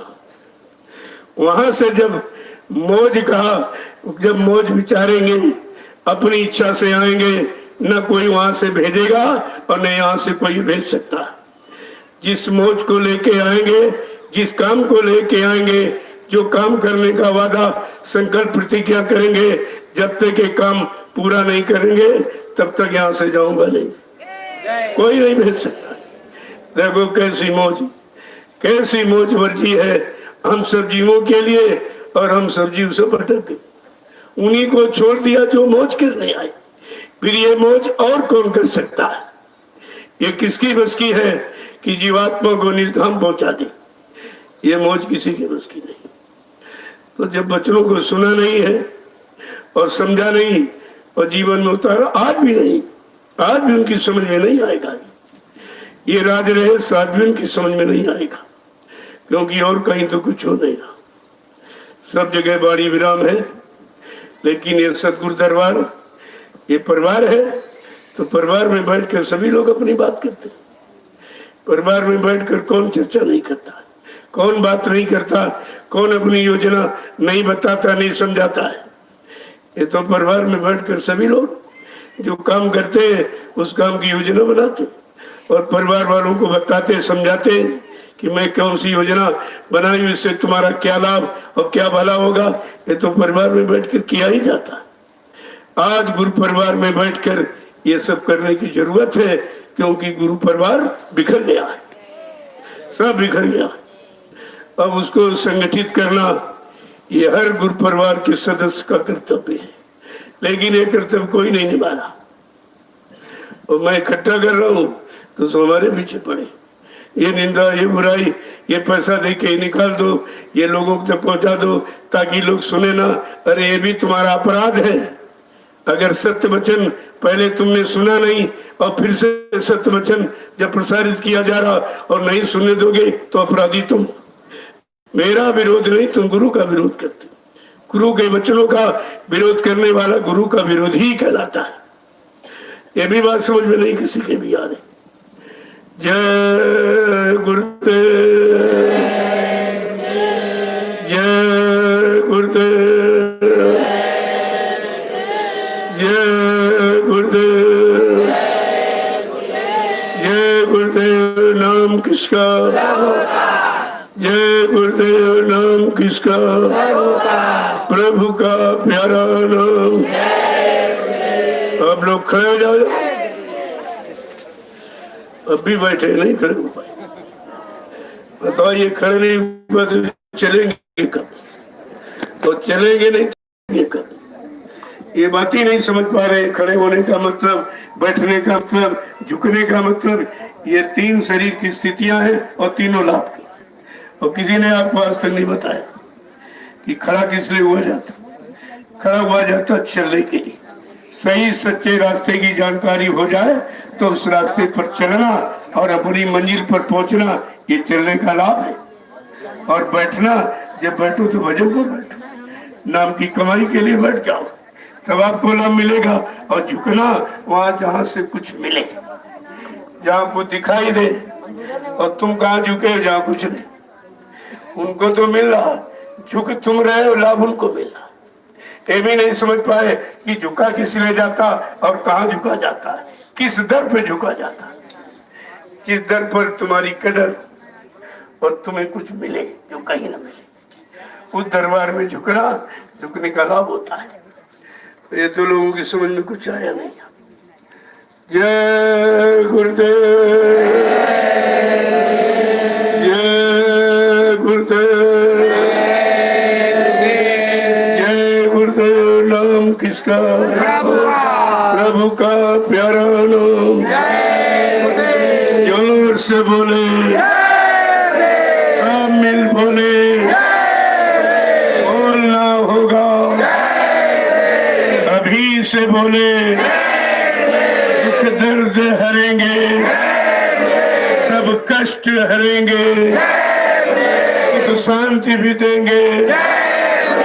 सबके दाता, सबके मालिक, प्रेम से बोले, ये नाम नहीं इंसान का, ये काम नहीं इंसान का। अब भी संकेत मिल रहा है इस नाम से क्या क्या काम हो, जो काम किसी नाम ने नहीं किया। जितने नाम आज तक इस पृथ्वी पर अपने अपने समय युग में आए, ये काम वादा कर किसी ने किया नहीं कि ये काम करेंगे। ये तो नाम अपनी सच्चाई पहले ही दे रहा है और बराबर देता रहेगा। अब तुम न सुनो न समझो तो इसमें नाम की क्या कमी? नाम जब आपने सुना समझा नहीं और इसी से परेशान है, परेशानी और कहीं जाने वाली नहीं, बीमारियां कहीं से हटने वाली नहीं, तो ये तो नाम बराबर वादा कर रहा। ये सब काम, सारी बीमारी, सारी परेशानी, सारे दुख दर्द तुम्हारे सब चले जाएंगे, लेकिन जब इस नाम को लोगे तब। और आज ये सतगुरु धाम में, सतगुरु परिवार में ये प्रेमियों को चर्चा की जा रही कि अपने परिवार में बैठकर सभी लोग अपनी समस्याओं का समाधान निकालते हैं। वही यहाँ हो रहा है। ये भाषण सिर्फ प्रचंड और किसी के नहीं। अपने परिवार को जगाना, अपने बिखरे परिवार को संगठित करना और उनको गुरु वचनों के साथ जोड़ना और उसका लाभ दिलाना, ये काम असली है और यही काम यहाँ हो रहा है। मैं किसी की निंदा आलोचना बुरा, हमको क्या उससे मतलब? ये हम काम क्यों करें? हम गंदगी दूसरे क्यों बटोरे? हम ऐसी झाड़ू नहीं लगाते गंदगी उठाए। ये काम नहीं करना है। किसी की निंदा आलोचना बुराई नहीं करना, न सुनना। ये दोनों के पाप से बोझे से आप दब जाओगे और मिलेगा कुछ नहीं। ये हमेशा संत मत के प्रेमियों के लिए ये हिदायत है कि न किसी निंदा करना, न सुनना, नहीं उसके पाप के बोझे से तुम दबे रहोगे। तुम अपना पाप का बटरा पाओगे, उसी का पाप ढो रहे हो तुम। और कम खाना, उतना खाओ जितना पचा सको, कोई बीमारी ना आवे, शरीर स्वस्थ रहे। और गम खाओ यानी बर्दाश्त करो। इस समय खराब काल के जीव है, वो तो अपनी तरफ आपको घसीटेंगे कि हम जैसे वैसे तुमको बना देंगे। गाली देगा और निंदा भी करेगा, इसलिए इनमें क्रोध आवे, हम सड़े तो हमारे जैसे भी बन जाए। लेकिन कहा असत्य की बर्दाश्त करो। ये समय बर्दाश्त करने का, और बर्दाश्त और किसी के बस का है नहीं। ये भी पहचान है कि घाम ओस धरती सहे और सहे बन रहा है, और कटु वचन साधु सहे और सहे न जाए। ये कड़ुए वचन, निंदा आलोचना बुराई, ये साधु ही बर्दाश्त कर सकता है, बाकी तो बदले की भावना लिए बैठे। एक गाली देगा, अगर हम 4 देंगे उसको तो 4 गुना खराब हो गए। तो अगर एक गाली बर्दाश्त कर लेते कि गाली का कितना बड़ा प्रभाव तुरंत हमारे मन को खराब कर रहा, अगर हम वापस करेंगे तो उसको भी खराब होगा। लेकिन ये समझ नहीं पाते कि जब तुमको एक गाली ने बेकार कर दिया, एकदम क्रोध अंदर उठा दिया तुम्हारे अंदर, और तुम अगर 2-4 बढ़ा के दोगे, उसका क्रोध कम होगा, 4 गुना बढ़ेगा, तो झगड़ा शुरू हो जाएगा। ये झगड़ा यहीं से शुरू होता। तो कहा संत मत प्रेमियों को बर्दाश्त करना चाहिए, क्योंकि ये हमेशा इनके साथ होता रहा है, हमेशा हुआ। किन्हीं भी संत महापुरुषों को छोड़ा कहाँ, भक्तों को किसी ने छोड़ा ही कहाँ? परेशानी के सिवा, मुसीबत के सिवा, दुख दर्द के सिवा, निंदा आलोचना बुराई के सिवा और कुछ दिया ही नहीं, क्योंकि इनके पास और कुछ है ही नहीं। अरे भाई, जिसके पास जो होगा वही तो देगा वो, और दूसरी चीज कहाँ से दे देगा? कहा ये सब समझो और चुपचाप अपने काम में लगे। आपसे इसीलिए कहा गया, कहना ना बोलना कुछ, ताले जुआ पे रखना, और चुटकी का खेल अब की चुटकी बजा दिखाना। कितना कठिन काम जीवात्मा जगह घर पहुंचे। कहा ये अगर बचनों को मान लो और चल पड़ो तो चुटकी बजाते ही काम तुम्हारा हो जाएगा। इतना बड़ा वादा तो इस भूमंड पर किसी ने किया नहीं। वादा वही करेगा जो समर्थ होगा, सामर्थ्यवान, सब तरफ से सामर्थ्य शक्ति रखता है, वही ये वादा कर सकता, ये और किसी के बस का नहीं है। जय गुरुदेव। देखो कल है जन्माष्टमी। वैसे सदा दिवाली संत घर हरदम रहे त्योहार, वहां हमेशा त्योहार ही रहता, उनके दरबार में कुछ नहीं। लेकिन ये त्योहार सब काल शक्तियों के नाम के। कहा ये अष्टमी जन्माष्टमी, जिसने 8 में ही जन्म लिया, अष्टदल कमल जो आया उसको अष्टमी। और नौमी राम की नौमी है कि 9 द्वारों में जो रहा और 9 द्वारों से अलग नहीं हो पाया। तभी लिखा है बहुत तक विपदा उन्होंने भोगी और जब तक चढ़े न तृप्ति पार। जब तक तृप्ति पार नहीं गए 14 बरस जंगल में मारे मारे बेचारे घूमते रहे। तमाम महात्माओं की कुटियों पर सिजदा प्रणाम आशीर्वाद प्राप्त किया, तब कहीं कुछ हो पाया था, नहीं होने वाला कुछ नहीं था उनसे। ये सब महात्माओं की देन है, उन्होंने दिया आशीर्वाद दे दिया तो मतलब नहीं उसी से काम हो गया। देखिए महात्माओं की देन है, हमेशा रही और आज भी वही है। तो कहा ये अष्टमी है, जरा देख लो कि अष्टमी में कौन आया था और उसने क्या किया। कृष्ण कष्टों का हनन करने वाला, एक कष्ट मुसीबत आपत्ति दूर करने वाला था, लेकिन जीवात्मा का कष्ट यानी दूर करने वाला नहीं था। तो कल जन्माष्टमी है, क्यों जन्म लिया काल शक्तियों ने। अष्टमी का मतलब क्या, नवमी का मतलब क्या, नाग पंचमी का मतलब, रक्षाबंधन का मतलब, दिवाली का मतलब, होली का मतलब, दशहरे का मतलब, ये सब का अर्थ है। ये सब काम किया जिन्होंने, वही काम के त्योहार बन गए। ये तो काम के त्योहार बने और विज्ञान और ने कोई त्योहार बना ही नहीं पाए। लोग कहते बड़ा विज्ञान भारी, विज्ञान इतना भारी आप तो कोई त्योहार ही नहीं बना पाए। इतने बड़े वैज्ञानिक कोई त्योहार बना पाए और जो महात्माओं ने बना दिया उसको बिगाड़ भी नहीं पाए, ना नया बना पाए ना बिगाड़ पाए और उसी को मनाते चले जा रहे। अगर त्योहार ना हो तो हम सब जिंदगी भर रोते ही रहते, कभी खुश रहने का पर्व था ही नहीं यहाँ। तो इसीलिए मना दिए गए और महात्मा गृहस्थी में आते जाते रहते थे, क्योंकि आपका संबंध था उनसे, तो वो बताते रहते थे भाई गृहस्थ आश्रम कैसे चलाना है, क्या खाना क्या नहीं खाना है और किसके साथ कैसा व्यवहार यानी मतलब करना है, ये सब बताते रहते थे। अब तुम्हारा तो संबंध खत्म हो गया, तो वो उसकी जगह से लड़ाई झगड़े में पड़े। तब लड़ाई झगड़ा त्योहार 3 आहार होते हैं मानव को, यानी 3 आहार दिए गए, सतोगुणी तमोगुणी रजोगुणी। जब तमोगुणी आहार करोगे, तीखे चटपटे भटकीले, तो झगड़ा झंझट करोगे, क्योंकि बुद्धि विकृत हो जाती, मन भी खराब हो जाता, तो आप लड़ाई झगड़ा करोगे। तमोगुणी आहार तामस अहंकार आता है, उनमें लड़ाई झगड़ा करोगे। रजोगुणी जब अच्छा यानी गरिष्ठ भोजन तो भोगी विलासी बन जाओगे, और सतोगुणी आहार करोगे तो फिर संत मत तुम्हारा वहीं से शुरू हो जाएगा और सच्चा ज्ञान आपको हो जाएगा। तो त्योहार का मतलब यही था कि त्योहार में हमें कौन सा आहार करना है उसकी थोड़ी यानी पहचान कर लो। किसी को कुछ नहीं, वही पूरी सब्जी त्योहार हो गया। अरे भैया कोई त्योहार है, ये तो रोज ही खाते हो। खाली केवल एक तुम्हारे अंदर की कच्चा पक्का, और कच्चा क्या है, कच्चा वही है, पूरी कच्ची है जो आग में कभी गई नहीं, और रोटी 2 बार तय पर 2 बार गए पर 4 बार यानी अग्नि का संपर्क हुआ उसको कच्ची बताते, और जो अग्नि में कभी गई नहीं कर वो पक्की है। ये कच्ची पक्की छूत लगाए, यही तो शंका संदेह भूल भ्रम का कारण बन गई और यही तुम्हें नुकसान करती। तो कल है जन्माष्टमी, उसके बारे में जानकारी दी जाएगी। भाई ये काल शक्तियां क्यों आई, इनकी क्या यहाँ जरूरत पड़ी और किस काम के लिए आई और कौन सा काम करके गई जिससे आज भी लोग उनकी महिमा लोग गुणानुवाद लोग पूजा करते हैं उनकी, ये बात जानकारी। और मानव तन में वो भी आए थे, और मानव तन आपको मिला है, और उनको संत महापुरुष नहीं मिले, और तुमको संत नहीं सदगुरु मिल गए। तुम्हारा दर्जा बहुत आगे का।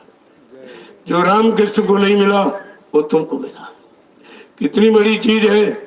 इसीलिए कहा बच्चा रामकृष्ण की क्या पूजा हुई, जो मैं तुम्हारी पूजा करा दूंगा, लेकिन तुम टाट बोरा पहन कर तपस्या तो कर लो। तो किसी ने तपस्या की है? ये 5 टाटधारी इन्हीं ने मिलकर ये सब नाटक मथुरा में किया, इन्हीं ने मिलकर। ये बोरा बालू ने देखिए कहा था बोरा तपस्या के लिए बहरा है, और ये किस काम के लिए बहरे? जरा ये देख लीजिए, समझ लीजिए तो आपकी समझ में सब आए।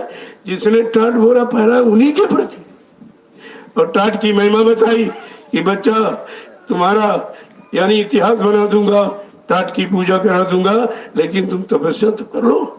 रामकृष्ण की पूजा वो तो उन्होंने मार काट हिंसा की, मारे भय के लोग पूजा कर रहे, लेकिन मैं वैचारिक क्रांति के द्वारा देश दुनिया में परिवर्तन करके दिखा दूंगा, और तुम्हारी वो पूजा करा दूंगा जो रामकृष्ण की नहीं हुई, लेकिन तुम टाट बोरा पहन के तपस्या तो कर लो। ये तपस्या की इन्होंने देखो, इनकी तपस्या भी खुल गई। भाई क्या तपस्या की? तो जब कुछ करोगे नहीं तो पाओगे क्या? बगैर किए का कोई दे ही नहीं सकता। जय गुरुदेव। कल सभी भंडारे पक्का भोजन बनाएंगे, कुछ प्रसाद के लिए मीठा मीठा भी तैयार कर लेंगे, जो प्रेमियों को बांट दिया जाएगा। सबका लग जाए, अच्छी जगह प्रयास तो यही किया जाता।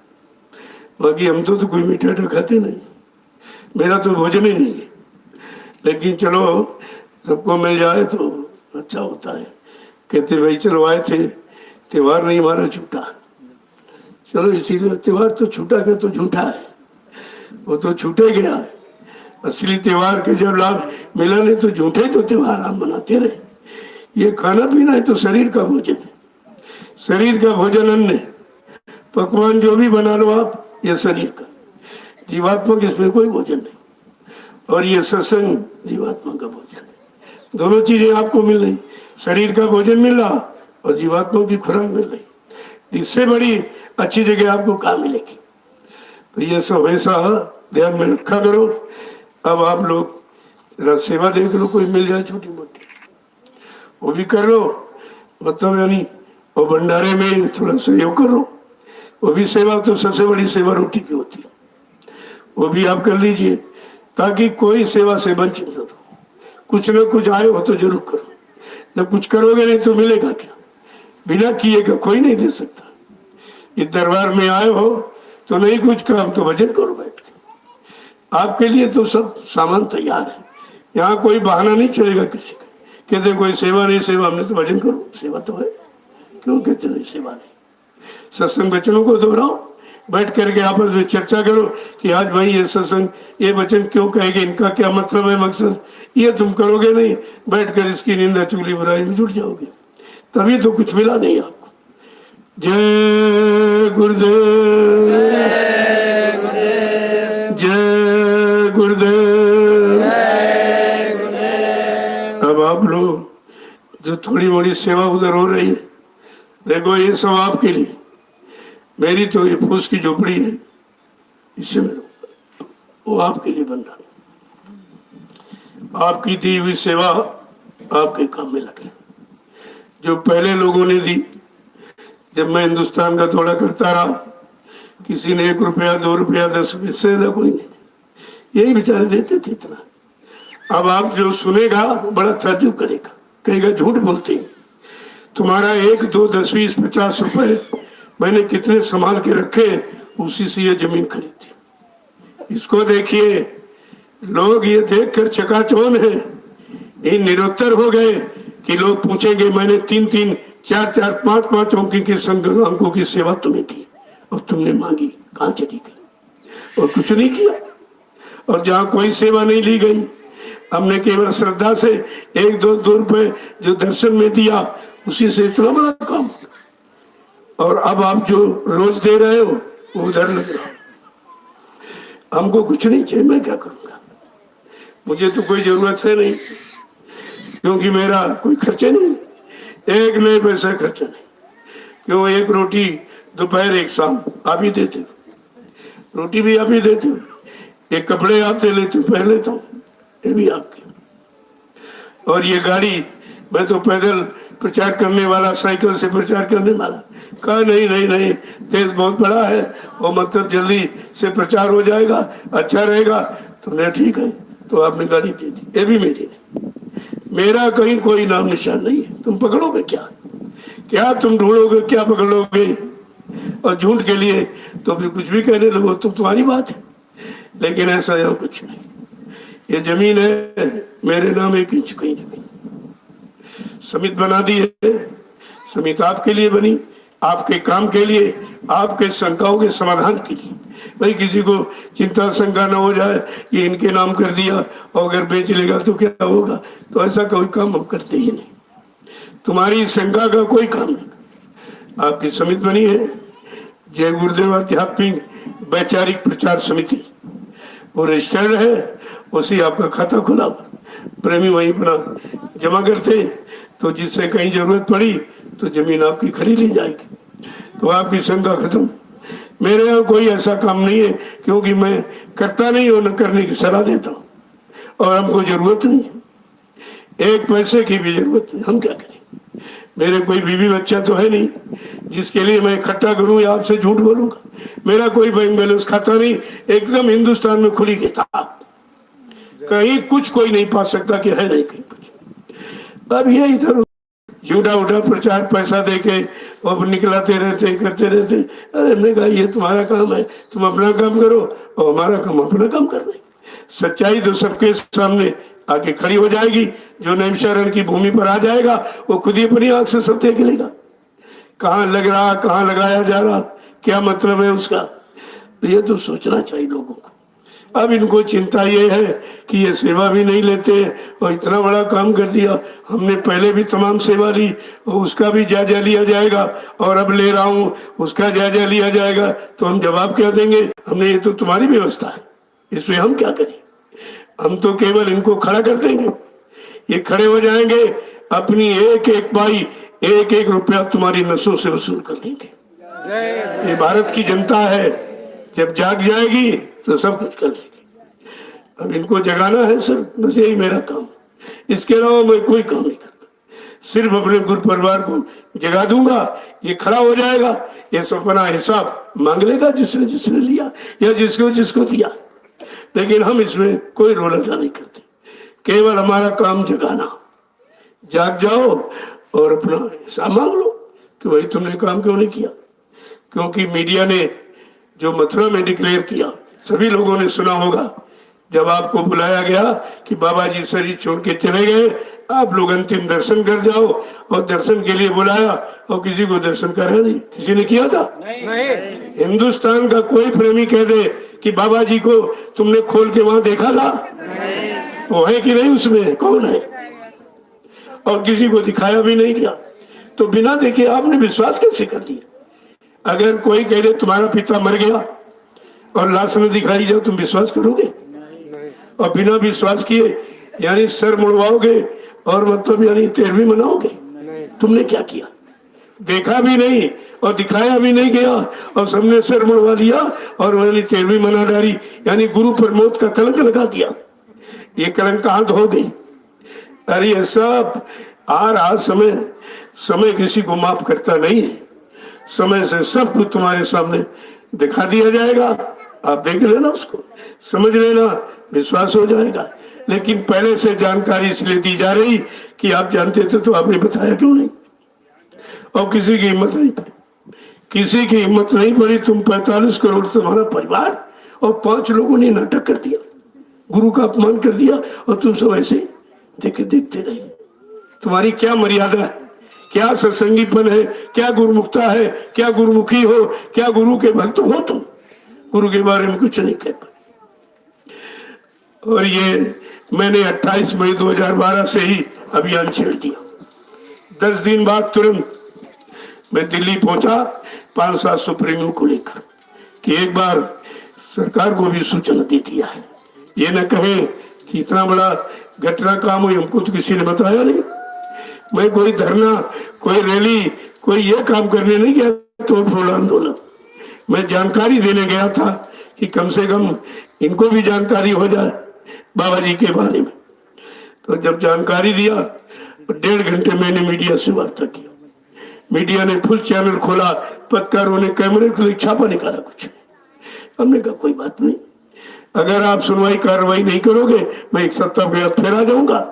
जब कोई सुनवाई कार्रवाई नहीं हुई, मैं 1 सप्ताह के बाद ठीक 500-550 प्रेमियों को लेकर मैं फिर वहीं पहुंच गया और राष्ट्रपति को ज्ञापन दिया।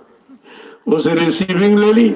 4 महीने बैठ के मैंने इंतजार किया कि बाबा जी की मौत के बारे में भारत सरकार कोई न कोई निर्णय जरूर लेगी, लेकिन कोई निर्णय जब नहीं लिया तब मैंने निर्णय ले लिया कि हिंदुस्तान का कोई प्रांत छोड़ूंगा नहीं जहां संदेश न दूं। मैंने कलकत्ता से प्रारंभ किया था, धीरे धीरे पूरा उत्तर प्रदेश, एक एक जिले में मैंने 25-25 कार्यक्रम किए। इसके बाद देहरादून पंजाब, वहां से कार्यक्रम करता मैं मध्य प्रदेश छत्तीसगढ़, वहां से बिहार और झारखंड, और इसके बाद दिल्ली, और दिल्ली से हिमाचल, और हिमाचल से चंडीगढ़ कार्यक्रम करता हुआ मैं उत्तरांचल आ गया। वहां से मैंने पहली गुरु पूर्णिमा कुशीनगर मनाई थी, छोटा सा जिला गोरखपुर के पास है। पहली गुरु पूर्णिमा मैंने वहां मनाई जहां लगभग 5 लाख प्रेमी इकट्ठा हुआ। और पहली होली मैंने गोरखपुर में मनाई जहां इतना बड़ा जन समागम इकट्ठा हुआ, 10 लाख प्रेमी। ये सब देखिए आप। और तब से बराबर लगातार ये कार्यक्रम कर रहा हूं और बराबर वही बात कह रहा हूं, मेरे में कोई फेरबदल, कोई लोभ लालच बीच में शामिल नहीं किया मैंने। फिर ये सब चर्चा क्यों कर रही, ये सिर्फ निंदा चुगली बुराई में क्यों लग गई? क्योंकि मैंने तो ऐसा कुछ कहा भी नहीं, और ना ऐसा कभी कहता, हमको जरूरत भी नहीं उसको। जिसको मान सम्मान, अधिकार, धन दौलत, रुपए पैसे की जरूरत हो ये काम करेगा। हमको ये कुछ चाहिए नहीं। हमको तो ये चाहिए सच्चे समाज का निर्माण हो जाए और माँ बहन बेटी बहुओं की इज्जत आबरू बच जाए। ये अच्छे समाज का निर्माण होने पर ये सब काम हो जाए, उसके लिए प्रयास किया जा रहा है कि ये सब इसके लिए, ये मिल जाए, वो मिल जाए, वो मिल जाए। ये कामयाब होता ही नहीं। अगर ये किया होता तो यहाँ कोई नहीं आता। अगर मैंने धोखा दिया होता या रुपया पैसा की भीख इनसे मांगी होती तो यहाँ कोई नहीं आता। ये सब जानते हैं यहाँ ये काम किया ही नहीं जाता। जो प्रेमी अपनी श्रद्धा से सेवा देता है उसी से ये काम कर दिया, क्योंकि हमको तो जरूरत नहीं थी, आपने दिया, आपके काम में लगा दिया। अब इस काम को आप देखिए, ये जमीन न होती तो 3 महीने के लॉकडाउन में क्या खिलाया जाता, क्योंकि यहाँ 200 प्रेमी हमेशा रहते। आश्रम में इतने लोग रहते ही, इतना परिवार ही है इतना, और अभी इनको क्या खिलाया जाता। तो ये पहले से व्यवस्था हमने कर रखी थी कि आप लोग सब्जियां तैयार करो, आगे व्यवस्था खराब होगी, हजार बाजार मार्केट से बंद हो जाएंगे तो कहाँ लेने जाओगे। तो पहले से व्यवस्था कर दी, इतनी सब्जी तैयार हुई है कि कहीं लेना ही नहीं पड़ा। और अब भी आपके चले देखिए, अब भी है, ऐसा नहीं है जो काम हो रहा आपके सामने हो रहा। हम कोई पर्दा, कोई शंका संदेह भूलों की बात करते ही नहीं। अब किसी को शंका का भूत ही सवार हो जाए तो बात एक अलग की है, वो तो कुछ भी कर सकता है। जय गुरुदेव, जय गुरुदेव, जय गुरुदेव। नाम किसका? देखो मैं देश समाज का काम कर रहा हूँ, अपना कोई काम नहीं, अपने मान सम्मान का कोई काम नहीं करता। फिर भी लोगों को समझना चाहिए कि अगर देश में अच्छे समाज की स्थापना हो जाए तो सभी सुखी हो जाए, सब लोग शाकाहारी बन जाए, सदाचारी बन जाए, चरित्रवान बन जाए तो चोरी डकैती करते खत्म हो जाएगा। ये हमारे पुलिस कर्मचारी, अधिकारी, इनको भी शांति मिल जाए। मैं तो सबका काम कर रहा हूँ। आप लोग हमारे काम को न समझ पाओ वो बात एक अलग की।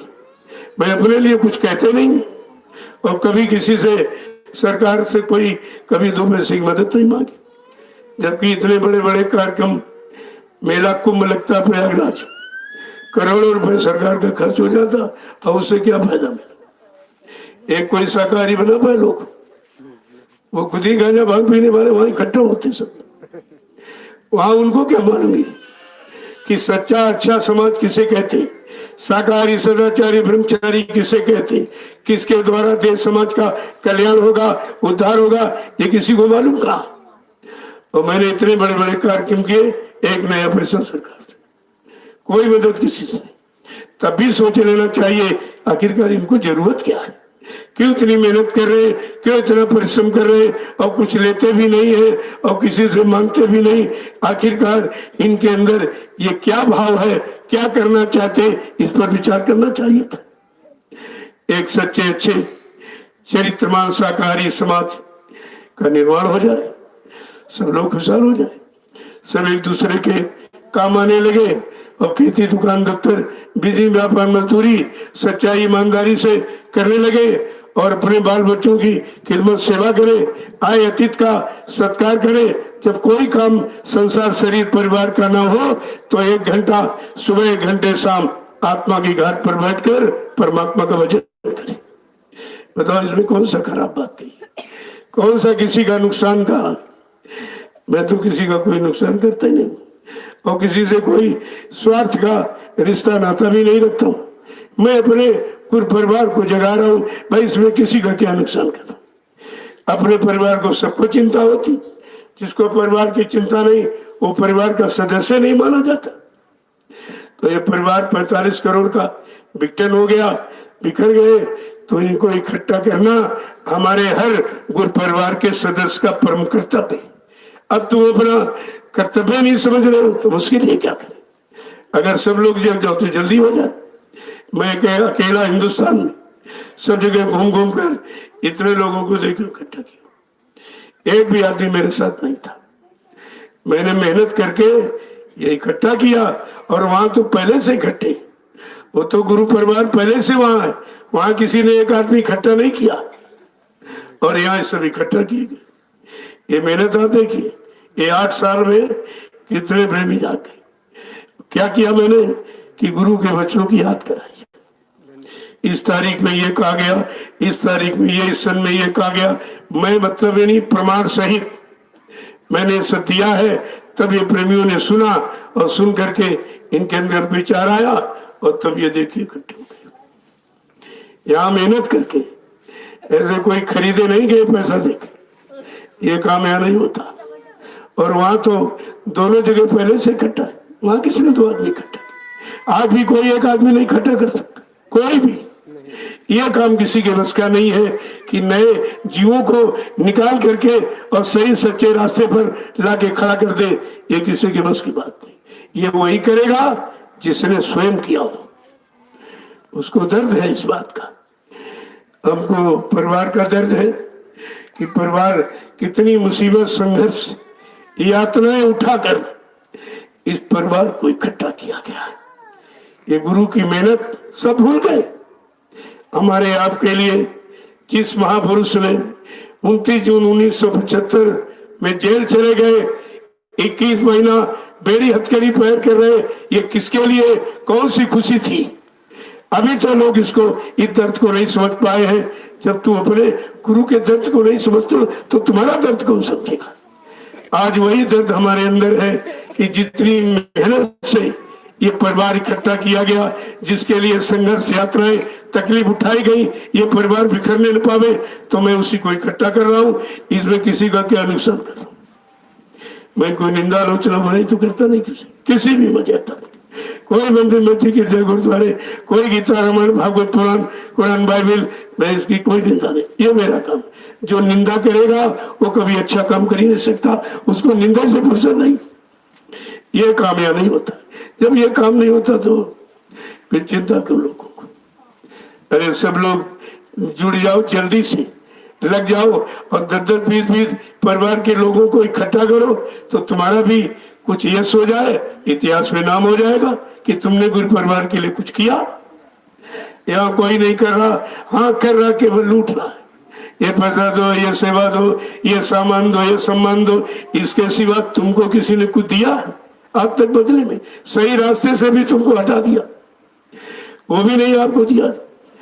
जय गुरुदेव, जय गुरुदेव, जय गुरुदेव। नाम किसका? प्रभु का प्यारा नाम। अब बड़ी जोरदारी से प्रचार कर रहे हैं, इनको जेल में बंद करा दिया जाए। हमने तो बहुत अच्छा करोगे, क्योंकि जेल तो हमारा पुराना भजन घर है। अच्छा मौका आप दे दोगे भजन करने का, ये सब कर रहे हैं। बाकी किसी को कोई चिंता देश की और समाज की और देश समाज के लोगों के लाभ कल्याण की किसी को चिंता नहीं, क्योंकि चिंता अगर कभी की होती या कभी उनको चिंता परिवार से नहीं होती तो आज गुरु परिवार में जो विघटन है ये सब लोग संगठन बनाने में लग जाते, क्योंकि 3 संगठन बनाए गए, जय गुरुदेव धर्म प्रचारक संस्था, दूरदर्शी और भूम ज्योतक। 3 संगठन में से कोई इनके पास नहीं, एक भी संगठन की जानकारी इनको नहीं है, क्योंकि ये तो विघटन कर रहे हैं। यानी गुरु ने संगठन बनाया और चेले विघटन कर रहे हैं। ये चेला माना जाएगा कोई गुरु का? गुरु के पचिन्हों पर चलना, गुरु के आदेश हुकुम का पालन करना, गुरु की सीख और शिक्षा दीक्षा मानना, वो शिष्य कहलाता है। तो इनके पास कुछ नहीं, किसी के पास कुछ है ही नहीं। एक तो जानते नहीं और सच्ची बात बहु कहूँ तो मानते नहीं, झगड़ा के लिए तैयार घूम गए, निंदा बुराई का विषय बना लिया, एकदम समझ में किसी के नहीं आ रहा। जय गुरुदेव। मैं जो काम कर रहा हूँ सबका सम्मान है। कोई व्यक्ति यथाशक्ति 2-2, 4-4, 10-10 प्रेमियों को इकट्ठा गुरु वचनों को सुनाकर, अब वो गुरु वचन सुनाते कहते कुछ मिलेगा नहीं, चलो अपने वचन सुनाने, अपने वचन सुनाने लगे तो उसमें दान दक्षिणा और रुपया में ये सब मांगने लगे, इसमें जुट गए सब। बाकी ये चिंता किसी को नहीं। जय गुरुदेव। अब आप लोग चलिए अपनी बनी सेवा में देख लो, तमाम तरह की सेवाएं यहाँ पड़ी है, देख लीजिए उनमें से कोई सेवा का चुनाव कर लो, और कुछ ना दिखाई दे तो भजन करो, ये सबसे बड़ी सेवा। भाई देखो, धन की सेवा, अन्न की सेवा और तन की सेवा और चौथी सूरत की सेवा, ये भजन है सूरत की सेवा। यही काम करो कुछ, ऐसा तो नहीं है कि कोई काम के लिए आपको मौका नहीं, सब सामने आ बड़े प्रेम प्यार मोहब्बत से एकदम अनुशासन में रहो, क्योंकि सत्संगियों तुम्हें आदर्श बनना है, संदेश सदगुरु का तुम्हें चरितार्थ करना है। आपके यहाँ कोई तोड़ फोड़ आंदोलन नहीं, कोई धरना गिराव रैली नहीं, कोई निंदा आलोचना बुराई किसी धर्म मजहब कोई राजनीति नेता पार्टी की, ये कुछ नहीं। जब ये कुछ होता नहीं है तो सबके हित का ही तो काम किया जाए। तो इसलिए सब जानते हैं, आप आए हो तो शांति के साथ ये सब करो, सेवा लो तो चुपचाप बैठ के भजन करो। लोगों को एक आदर्श प्रस्तुत करना है कि गुरु की भक्ति किसे कहते हैं और गुरु ज्ञान किसे कहते हैं और गुरुमुख और गुरुभक्त किसे कहते हैं। यह सब जानकारी आपके कर्मों से ही तो पता चलेगी। जब कुछ कर्म करनी करोगे तो सब जान जाएंगे, और सारा हिंदुस्तान जान ही रहा है, क्योंकि मैंने 8 साल ये संदेश दिया है घूम घूम कर पूरे हिंदुस्तान में, तब कोई नहीं निकला, कोई साथ देने को तैयार नहीं। अब टीका टिप्पणी के लिए सब निकल पड़े, एकदम सब जुट गए। उनको ये हो रहा, ये काम कैसे हो रहा, कहीं नहीं हो रहा, वहां क्यों हो रहा, कहीं संगठन नहीं रहा, सब विघटन, वहां संगठन क्यों हो रहा। अरे भाई, तो गुरु परिवार इकट्ठा किया जाए, इसमें कौन सा नुकसान किसी का किया, ये तो तुम्हारा हित ही हो रहा, तुम्हारा लाभ। अब तुम अपने कर्म कर्तव्य को नहीं समझ पा रहे तो हम उसके लिए क्या करें। जय गुरुदेव। इस समय जो सत्संग हो रहा है ये प्योर अध्यात्म, जो सुनेगा उसकी विभूति के ताले खुल जाएंगे। क्या है, क्योंकि इसके पहले सुनाया तो गया लेकिन सुना नहीं आपने, वहां तो आपने सुना नहीं था। अगर सुना होता तो दोबारा कहने की क्या जरूरत थी। बार बार उन्हीं वचनों को क्यों दोहराया जा रहा कि आपको याद नहीं। जब तक बच्चा रट नहीं लेता बार बार वही पाठ बार बार याद करता, जब रट जाता तो छोड़ देता है। इसी तरह अगर ये वचन आप सबको याद हो गए होते और लाभ मिल गया होता तो हमको बार बार दोहराने की क्या जरूरत। जय गुरुदेव, जय गुरुदेव, जय गुरुदेव। जय गुरुदेव। अब आप लोग चलिए अपनी अपनी सेवा छोड़ो। देखो मैं वहीं मिलूंगा आकर, वो मैंने एक जगह निश्चित कर दी, समय भी निश्चित है, वो लगभग 6 बजे सबसे मिल लेता हूँ, क्योंकि आप सेवा करोगे तो आपका दर्शन करूंगा। सेवक का तो दर्शन करना सबसे महत्वपूर्ण होता है। आप सेवा करते हो, मैं आपका दर्शन करूंगा और वहीं पर आपको प्रसाद दे दूंगा। प्रसाद भी मिल जाए तो आपके अंदर एक नया जोश आ जाता है कि नहीं भाई हमको प्रसाद मिल गया, हमें ताकत मिल गई। तो ये चीज जरूरी होती है, क्यों अब अभी तक तो कहीं प्रसाद मिला नहीं आपको, और अभी कहीं कोई नहीं दे रहा होगा, क्योंकि वो सब लेने वाले देने वाला कोई नहीं हो, सब लेने वाले बैठे जैसे तैसे हो सके। लेकिन यहाँ ये काम हो रहा तो सबको दर्द हो रहा कि वहां लिया नहीं जाता, फिर भी दिया जा रहा, सबको दिया जा रहा। और इतना 8 सालों में इतना लड्डू बटा कि लोग हैरत में हो गए, इतना लड्डू बांट दिया। अरे प्रसाद दिया गया, लड्डू तो बाजार में बहुत दिखता, खा के सभी बीमारी ठीक कर लेते। क्या लड्डू खा के लोग बीमार हो गए, और ये लड्डू प्रसाद के रूप में खा के लोग ठीक हो गए। ऐसे नहीं, पूरे हिंदुस्तान में शोभा यात्रा निकाली गई, कोई नहीं गा सकता, और ये लाभ शोभा यात्रा का कोई दे ही नहीं सकता।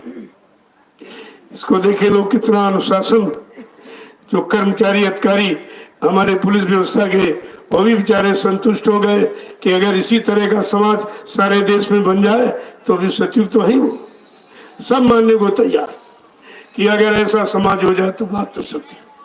और मैंने दिखाया कि 15-15, 20-20 किलोमीटर शोभा यात्रा, एक लाइन में आधा रोड खाली, कोई पुलिस की व्यवस्था में बाधा नहीं पड़ी, किसी तरह की कोई दुकान में सामान लिया ऐसा नहीं कि पैसा न दिया हो। इनका अगर किसी राजनीति नेता की कोई रैली फैली होती तो ये सब रोडें जाम हो जाती और दुकानें लूट जाती, कुछ सामने नहीं रहता। लेकिन ये लोगों ने देखा है कि मर्यादा कहाँ है, अनुशासन कहाँ है, प्रेम कहाँ है, सेवा कहाँ है, सम्मान देना किसको कहते हैं, का ये केवल जय गुरुदेव मिशन में है, कहीं नहीं। ये सब दिखाया गया। सम्मान मैंने किया है, लिया नहीं कभी, वापिस नहीं लिया, किया, और इतना किया कि कोई कर नहीं सकता। जब अभी बलरामपुर में आखिरी कार्यक्रम था, क्योंकि उसका नाम था होली मिलन महोत्सव, फिर ये मिलना जुलना तुम्हारा बंद हो जाएगा, ये महोत्सव है, इसको मना लो, इसके बाद तुम परिवारों में बंद हो जाओगे, मिलना जुलना तुम्हारा नहीं हो पाएगा।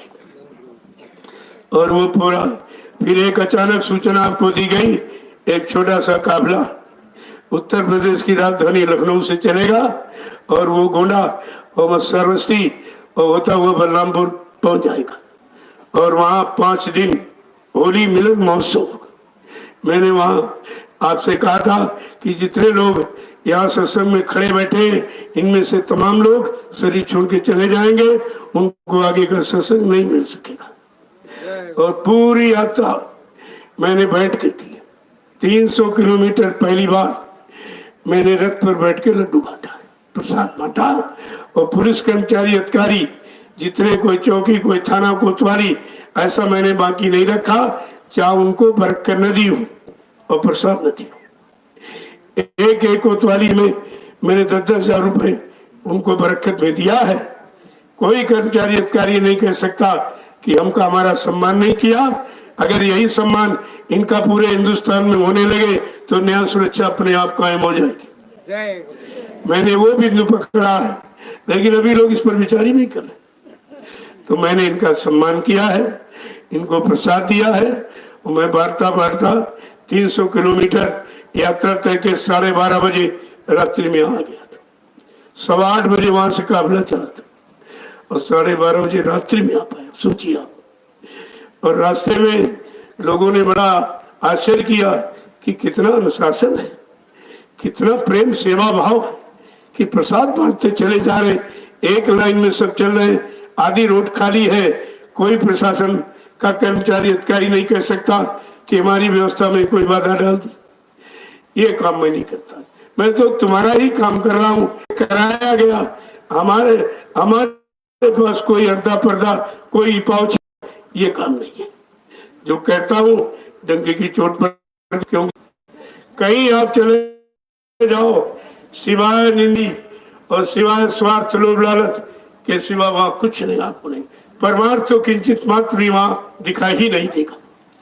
जय गुरुदेव। अब आप लोग अपनी अपनी सेवा में चलो, मैं वहीं मिलूंगा आपको 6 बजे सबसे। तब तक आप सेवा करो, इधर उधर भागने दौड़ने की जरूरत आपको नहीं। मैं वहीं मिलूंगा आपसे, आपका दर्शन करूंगा और प्रसाद आपको दे दूंगा।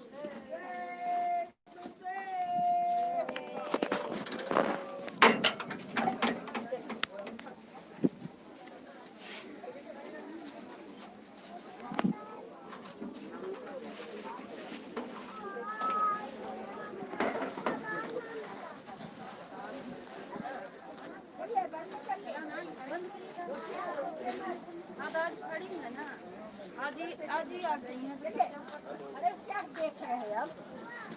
मोबाइल नहीं देख रहे हैं? जल्दी निकलिए।